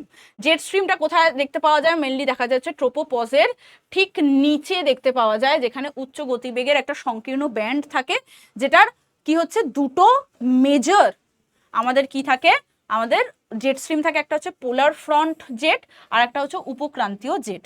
একটু ভালো করে পড়ি, একটু আমরা ভালো করে পড়ি। জেট স্ট্রিমটা কি, ট্রোপোস্ফিয়ারের ঊর্ধ্বভাগে প্রায় 10 থেকে 15 কিলোমিটার যেটা রয়েছে ট্রোপোপজের ওখানে, সেই জায়গাটাতে মেনলি দেখতে পাওয়া যায়। এখানে কি হয়, এখানে বায়ুটা পশ্চিম থেকে পূর্ব দিকে অতি দ্রুততে কিন্তু বায়ুস্রোত হচ্ছে, ঠিক আছে? এটা মূলত উষ্ণ ও শীতল বায়ুপুঞ্জের মিলনে হচ্ছে, ওখান থেকে ঠান্ডা বায়ু আসছে, এখানে গরম বায়ু যাচ্ছে, এটা যখন মিলে যাচ্ছে মানে ঠান্ডা আর গরম বায়ু মিলে যাচ্ছে, তখন সেখানে কি হচ্ছে, জেট স্ট্রিমের সৃষ্টি হচ্ছে। সেখানে কি হচ্ছে, জেট স্ট্রিমের সৃষ্টি হচ্ছে, সেটা আঁকাবাঁকা ও শক্তিশালী বাতাস হয়, ঘন্টায় প্রায় 100 থেকে 400, মোটামুটি বলা যেতে পারে আসন্ন মান দিয়ে লিখবো 350, ঠিক আছে? সেরকমই হয়। এবার এখানে কি হচ্ছে, এখানে বিশ্বের আবহাওয়া, তারপরে ঝড়, বিমান চলাচলের গতিপথ, সময়কে সরাসরি কিন্তু কি করে, এটা প্রভাবিত করে। প্রধান বৈশিষ্ট্য আর প্রভাবগুলো কিন্তু ভালো করে পড়তে হবে। অবস্থান কোথায় আছে? ট্রোপোপজের ঠিক ওপরে রয়েছে। আর এটা কোথায় সব থেকে বেশি শক্তিশালী? কেন্দ্রে। আর সব থেকে কম শক্তিশালী কোথায়? সেটা হচ্ছে মেরুর জায়গাতে, বা বলা যেতে পারে এজেসগুলোতে। ঠিক আছে, প্রকারভেদ কি? এটা দুই প্রকার হয়, একটা হচ্ছে মেরুদেশীয় যেটাকে পোলার জেট স্ট্রিম বলে, আর একটা হচ্ছে উপক্রান্তীয় বা যেটাকে আমরা বলতে পারি সাবট্রপিক্যাল জেট স্ট্রিম। ঠিক আছে, আচ্ছা এবার বলছে আবহাওয়ার উপরে কি প্রভাব পড়ে? বলছে দক্ষিণ, উত্তর ও দক্ষিণ গোলার্ধে তাপমাত্রার মধ্যে কিন্তু তারতম্য দেখতে পাওয়া যায়। তার ফলে কি হচ্ছে? শৈত্য প্রবাহ মানে কোল্ড ওয়েভস এবং তাপমাত্রা হিট ওয়েভস তৈরি হয়। ঠিক আছে, হিট ওয়েভস বলে না, এখন হিট জোন তৈরি হয়ে গেছে। হিট ওয়েভস হচ্ছে আপনি বেরোবেন না, জল নিয়ে বেরোবেন, ছাতা নিয়ে বেরোবেন, সানগ্লাস নিয়ে বেরোবেন, এটা কিন্তু এই সেন্সে এই জেট স্ট্রিমের চক্করে হয়। তারপরে কি বলছে? বিমান চলাচলেও কিন্তু একটু সমস্যা হয়। পূর্ব দিকে যাত্রার সময় স্রোতের ব্যবহারটা দ্রুত গতিতে গন্তব্যে পৌঁছে দিতে পারে। তার জন্য অনেক সময় এরকম হয় যে জেট স্ট্রিম যখন আমরা ক্রস করি তখন ফ্লাইট হয়তো বলছে যে 2.5 ঘন্টায় আমাকে কলকাতা থেকে নয়ডা পৌঁছে দেবে, মানে কলকাতা থেকে দিল্লি পৌঁছে দেবে, বাট সেটা হয়তো 2 ঘন্টাতেই পৌঁছে দিচ্ছে, হয়তো জেট স্ট্রিমের মধ্যে দিয়ে ও এসছে তার জন্য। আচ্ছা, মৌসুমী বায়ু কি বলছে? গ্রীষ্মকালে উপক্রান্তীয় পশ্চিমী জেট স্ট্রিম সরে যাওয়ার ফলে ভারতে মৌসুমী বায়ু প্রবেশ করতে পারে, বৃষ্টিপাত ঘটাতে পারে। জেট স্ট্রিমে মৌসুমী বায়ুর উপরে জেট স্ট্রিমের কি প্রভাব, এটাও কিন্তু ভালো করে পড়তে হবে। ঠিক আছে, আচ্ছা দেখো এখানে সেটাই লেখা রয়েছে, লোকেশন সবকিছু দিয়ে দেওয়া রয়েছে, সুন্দর করে একবার দেখে নেব। এবার চলে এসেছি আমরা হচ্ছে আর্দ্রতা, হিউমিডিটিতে। কোথায় এসেছি আমরা? হিউমিডিটিতে চলে এসেছি। এটাকে কি বলা হয় ইংলিশে? হিউমিডিটি বলে না। আজকে হিউমিডিটিটা কত? আমাদের মেনলি যত সমুদ্র তীরবর্তী অঞ্চলে থাকবো তত বেশি হিউমিডিটি বেশি, আর্দ্রতা বেশি। তার মানে বাতাসে কতটা বেশি জলীয় বাষ্প রয়েছে সেটার পরিমাণটাকেই বলা হচ্ছে কি আমাদের আর্দ্রতা। বাতাসে কতটা বা যেখানে রয়েছি সেখানের বাতাসে কতটা জলীয় বাষ্প রয়েছে সেটাই হচ্ছে আমার সেখানকার হিউমিডিটি। মানে জলীয় বাষ্পের যে পরিমাণ, বাতাসে উপস্থিত জলীয় বাষ্পের পরিমাণটাকে বলা হচ্ছে হিউমিডিটি। তাই জন্য দেখবি ওয়েস্ট বেঙ্গল, উড়িষ্যা এইসব এলাকা যেখানে সমুদ্র তীরবর্তী এলাকা সেখানে হিউমিডিটি খুব বেশি। এই যে যখন আমরা দিল্লিতে চলে আসছি বা এইরকম নয়ডা জায়গাগুলোতে চলে আসছি, এইসব জায়গাগুলো হচ্ছে এনক্লোজড, এখানে খুব একটা বেশি সমুদ্র দেখতে পাই না, খুব একটা বেশি জলাশয় দেখতে পাই না, তাই এখানের হিউমিডিটি খুবই কম এখানে। তাই জন্য ঘাম কমই হয়, বাট মেনলি খুব গরমটা বেশি লাগে।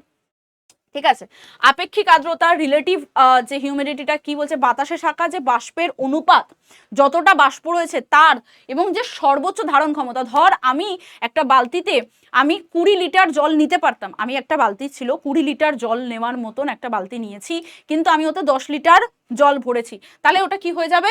ওটা হয়ে যাবে 10:20, মানে 1:2 হয়ে যাবে।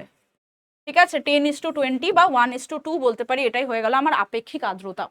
ঠিক আছে, আচ্ছা পরম যেটা অ্যাবসলিউট বলছে প্রতি ঘনমিটারে, একটা ঘনমিটার মতন একটা যদি আমি বক্স নিই তাতে যতটা জলীয় বাষ্প ধরছে সেটাই হয়ে যাচ্ছে আমাদের পরম, আমাদের হিউমিডিটি বা অ্যাবসলিউট হিউমিডিটি। আর নির্দিষ্ট আর্দ্রতা হচ্ছে বাষ্পের ওজন ও আর্দ্র বাতাসের ওজনের অনুপাত।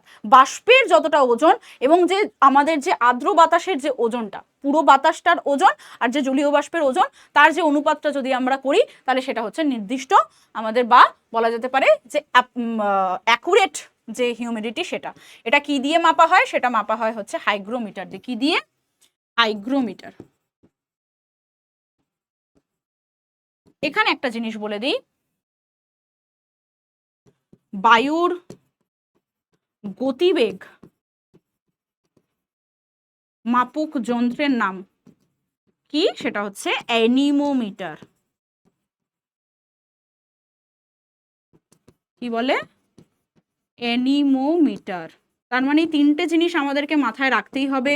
বায়ুর চাপ কি দিয়ে মাপা হয়? আবার বলছি ব্যারোমিটার। বায়ুর আর্দ্রতা কি দিয়ে মাপা হয়? হাইগ্রোমিটার। বায়ুর গতিবেগ কি দিয়ে মাপা হয়? অ্যানিমোমিটার দিয়ে মাপা হয়। এই তিনটে কিন্তু খুব ইজিলি মনে রাখতেই হবে আমাদেরকে। ঠিক আছে, আচ্ছা এবার চলে এসেছি শিশির, কুয়াশা, ধোঁয়াশা। এই তিনটে জিনিস আলাদা।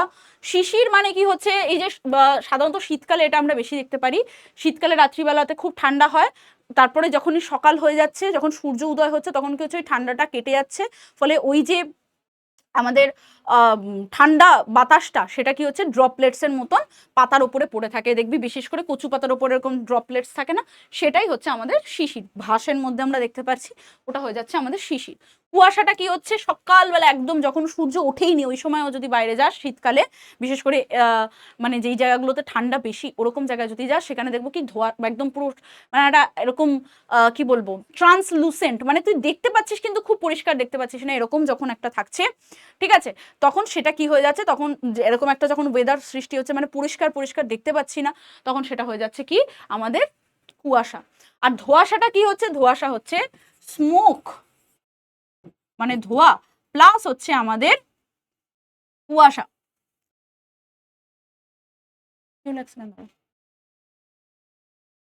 স্মোক প্লাস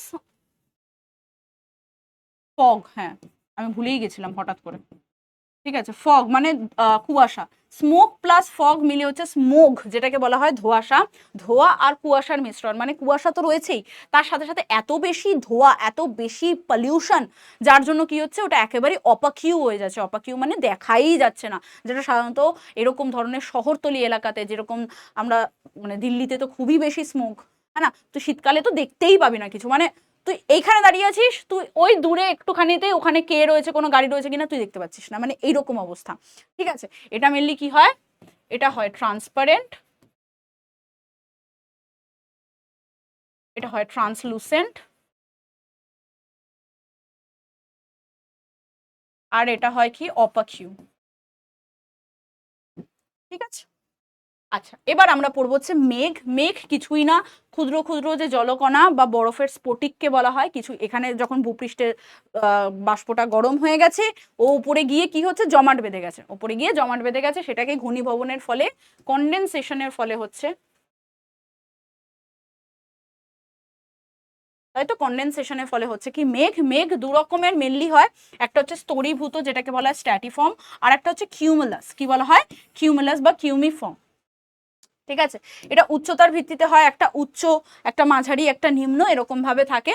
আচ্ছা কিউমুলো নিম্বাস বলে একটা জিনিস হয়, কিউমুলো নিম্বাস যেটা থাকে সেটা আমাদের কালবৈশাখী ঝড় করায়, যেটা খুবই কালো হয় আর যেটা একটু নিচের দিকেই থাকে, ঠিক আছে, কিউমুলো নিম্বাস। কিউমুলাস যেটা থাকে উঁচু গোলাকার হয়, সুস্পষ্ট হয়, ঠিক আছে, সাদা সাদা মেঘের মতন হয়। এখানে দেখো প্রত্যেকটা দিয়ে দেওয়া হয়েছে, হাইতে স্ট্র্যাটিফর্মটা এরকম টাইপের দেখতে পাওয়া যায়, যেটা খুব সুন্দর লাগে দেখতে। আর এই যে কিউমুলো ফর্ম যেটা এইটা রয়েছে, ঠিক আছে, এটা কিন্তু আমরা কবে দেখতে পাই, শরৎকালে, যখন আমাদের মেনলি কি হয়, যখন দুর্গাপূজা আসছে এরকম পেঁজা তুলোর মতন দেখতে পাচ্ছি। হাইতে দেখবো এরকম ধরনের কিছু মেঘ থাকে, এই যে এটা সেটাও কিন্তু এক ধরনের মেঘ। মিডিয়ামে এরকম এরকম ছাড়া ছাড়া ছাড়া ছাড়া ছাড়া মেঘ, আর এরকম লোতে এরকম ধরনের মেঘ দেখতে পাই। এই মেঘটাই যখন কালো হয়ে যায়, এই লোতে এই যে মেঘটা যেটা কিউমুলাসের মধ্যে আন্ডারে পড়ে এবং কিউমুলো ফর্মের আন্ডারে পড়ে, এবং এখানে যেই যে পেজা তুলোর মতন এরকম ছাড়া ছাড়া দেখতে পাচ্ছি, কিন্তু এটা যখন পুরো কালো থাকে বা ধূসর কালারের থাকে তখন সেটাকে বলা হয় কিউমুলো নিম্বাস, যেটা আমাদের মেনলি কালবৈশাখী ঝড়ের ক্ষেত্রে খুবই একটা বড় কারণ। আচ্ছা বৃষ্টি কি হয়, কিছুই না, জলকণা, মেঘটা যখন আর ধরে রাখতে পারছে না জলীয় বাষ্প তখন কি হচ্ছে বৃষ্টি হিসেবে পড়ছে। গুড়ি কি হয়, ড্রিজল কি হয়, দেখবি কখনো কখনো হয় না বৃষ্টি আসছে তার আগে একদম ঝিরিঝিরি ঝিরিঝিরি বৃষ্টি, ঝিরিঝিরি বৃষ্টি বলি না আমরা যেটাকে, সেটা মানে গায়ে লাগছে বাট লাগছে না, খুব ভাল লাগে যেটা, ওটা হচ্ছে ড্রিজল। আচ্ছা শিলাবৃষ্টি, তুষার, বরফ এগুলো আলাদা আলাদা কিন্তু হয়। বৃষ্টিপাতের যে ধরন হবে এটা কারণ নয়, ধরনের মধ্যে কি হচ্ছে একটা পরিচলনশীল, হ্যাঁ পরিচলনশীল মানে কি হচ্ছে ভূপৃষ্ঠ গরম হচ্ছে, তারপরে ওখানে যে বায়ুটা রয়েছে সেটা কি হয়ে যাচ্ছে উত্তপ্ত হচ্ছে, সেখানে নিম্নচাপের সৃষ্টি হচ্ছে, বায়ুর ঘনত্ব কমে যাচ্ছে, হালকা হচ্ছে, উপর দিকে যাচ্ছে, মেঘ হচ্ছে, বৃষ্টিপাত ঘটাচ্ছে, সিম্পল, সেটাই হচ্ছে পরিচলনশীল বৃষ্টিপাত। এটা কোথায় দেখতে পাওয়া যায় মেনলি, এটা নিরক্ষীয় অঞ্চলে দেখতে পাওয়া যায়, কোথায়, নিরক্ষীয় অঞ্চলে দেখতে পাওয়া যায়, তাই তো। ওরোগ্রাফিক রেইনফলটা কি এটা আমি বলবো, ওরোগ্রাফিক যেটা রয়েছে এটা হচ্ছে পাহাড়ি অঞ্চলে দেখতে পাওয়া যায়, এটা এক্ষুনি বলছি। আর একটা হচ্ছে সাইক্লোনিক, ঘূর্ণিঝড় যখন হচ্ছে, ঘূর্ণিঝড় হয়ে যাওয়ার পরেই দেখবি সাধারণত বৃষ্টিপাত হয়, সেটা হচ্ছে ঘূর্ণিঝড়। দেখো ওরোগ্রাফিক রেইনফলটা কি হচ্ছে, একটু এঁকে দিই তাহলে ভালো ব্যাপারটা বুঝতে পারবো। এখান থেকে বাতাস ওপর দিকে যাচ্ছে, হ্যাঁ উপর দিকে গিয়ে কি হচ্ছে, এখানে মেঘের সৃষ্টি হচ্ছে, এখানেই বৃষ্টিপাত ঘটিয়ে দিচ্ছে, এখানেই বৃষ্টিপাত ঘটিয়ে দিচ্ছে। তাহলে এই জায়গাটাকে কি বলা হচ্ছে, এই জায়গাটাকে বলা হচ্ছে, এটা হচ্ছে আমাদের অনুবাদ ঢালে বৃষ্টিপাত ঘটাচ্ছে, তাই তো? অনুবাদ ঢালে কি হচ্ছে, আমাদের বৃষ্টিপাত ঘটিয়ে দিচ্ছে। তো অনুবাদ ঢালে বৃষ্টিপাত ঘটানোর পরের যে এই পাশটা যেখানে বৃষ্টিপাতটা হলো না, সেই জায়গাটা হচ্ছে কি প্রতিবাদ ঢাল। এই প্রতিবাদ ঢালটাকে কি বলা হয়? বলা হয় হচ্ছে বৃষ্টির ছায় অঞ্চল। কি বলা হয়? বৃষ্টির ছায় অঞ্চল। বৃষ্টির ছায়া মানে যেখানে বৃষ্টি পড়ছে না, যেটাকে ইংলিশে কি বলা হয়? Rain shadow zone. আমরা পশ্চিম ঘাট আর পূর্ব ঘাটের সময়ও কিন্তু পড়েছিলাম যে পশ্চিম ঘাটে বৃষ্টিপাত হয়, পশ্চিম ঘাটের যে পশ্চিম পার্টটা রয়েছে সেখানে বৃষ্টিপাত হয়, পূর্ব দিকে বা পূর্ব ঘাটে কিন্তু বৃষ্টিপাতটা হয় না। তাই পূর্ব ঘাটে কি হয়, ওরোগ্রাফিক রেনফলের ফলে কি হচ্ছে আমাদের ওখানে বৃষ্টির ছায় অঞ্চল দেখতে পাই। শিলংয়ে আর যদি মৌসিনরামে দেখি, মৌসিনরামে এত বৃষ্টিপাত হয় যে শিলং অব্দি পৌঁছাতে পৌঁছাতে জলীয় বাষ্পই থাকে না, তার জন্য বৃষ্টিপাত হয় না বলে শিলং হচ্ছে বৃষ্টির ছায় অঞ্চল, আমরা পড়েছিলাম। তো এটাই হচ্ছে আমাদের পাহাড়ি এলাকাতে হচ্ছে, এটাকেই বলা হচ্ছে বৃষ্টির ছায় অঞ্চল বা রেন শ্যাডো জোন, এরকম ভাবে এঁকে দেবো। ঠিক আছে, দেখো এখানে সেটা রয়েছে সাইক্লোনিক বৃষ্টিপাত, সাইক্লোন হয়েছে, উপরে গিয়ে মেঘ জমেছে, মেঘ জমে সেটা বৃষ্টিপাত ঘটিয়েছে। এটা হচ্ছে কি এখানেই গেছে, এখানেই বৃষ্টিপাত জমিয়েছে, কিন্তু এই দিকটায় করেনি। আর এটা কি গরম হয়েছে, উপরে উঠেছে, ওখানে বৃষ্টিপাত ঘটিয়েছে, সিম্পল। ঠিক, এটার কথাই বলা হয়েছে। তো সামারি কিছুই দেবো না, এখানে আমি তোমাদেরকে ইম্পর্টেন্ট কিছু টপিকস বলে দিচ্ছি, যেগুলো হচ্ছে কি বৃষ্টিপাতের ধরন পড়বে। ঠিক আছে, বৃষ্টিপাতের ধরন পড়বে, যার মধ্যে মোস্টলি ইম্পর্টেন্ট হচ্ছে ওরোগ্রাফিক।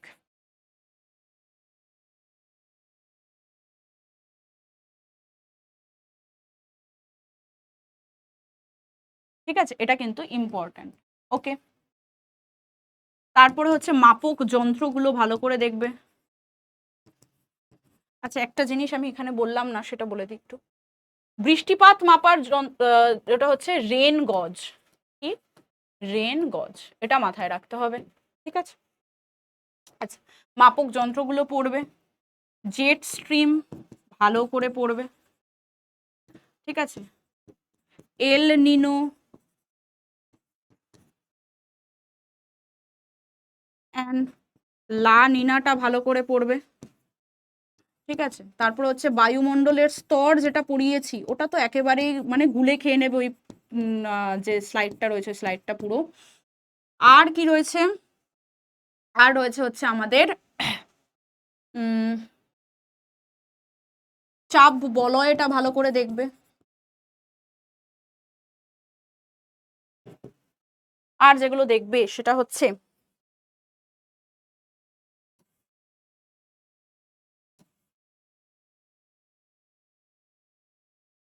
আচ্ছা হ্যাঁ,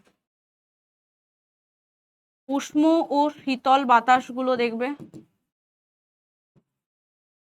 ঠিক আছে, এগুলো কিন্তু দেখতে হবে, তার সাথে সাথে দেখতে হবে হচ্ছে স্থলবায়ু, স্থল ভার্সেস সমুদ্র বায়ুটা দেখবে। এগুলো একটুখানি খুব ভালো করে দেখে নেবে। ঠিক আছে, এইগুলো হচ্ছে ইম্পর্টেন্ট টপিকস। এগুলো কি আমাদের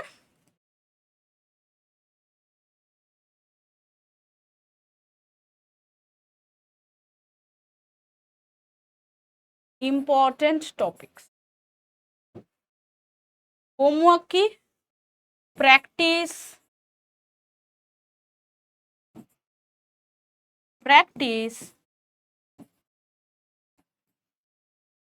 অ্যান্ড প্র্যাকটিস।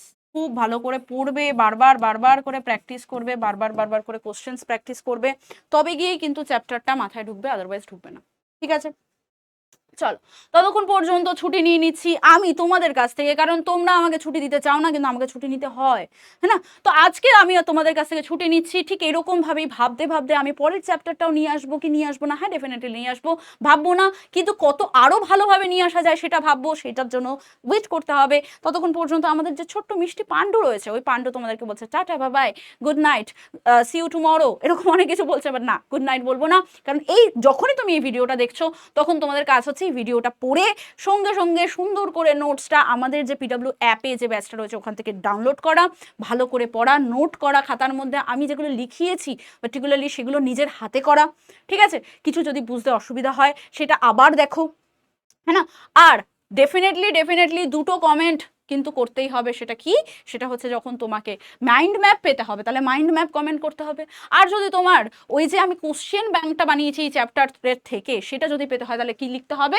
অ্যাটমসফিয়ার লিখতে হবে। ভুললে চলবে না, আমি দুটো কোশ্চেনও দিয়েছি, দুটো তোমাদের কুইজও দিয়েছি, কে কত তাড়াতাড়ি উত্তর দিতে পারো সেটাও কিন্তু আমি দেখবো, আমি কিন্তু তোমাদের কমেন্টে হয়তো রিপ্লাইও করব, তো সেটাও কিন্তু তোমাদেরকে করতে হবে।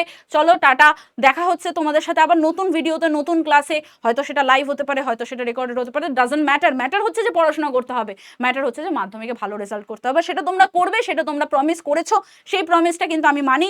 তোমাদের সাথে দেখা হচ্ছে খুব তাড়াতাড়ি। টাটা।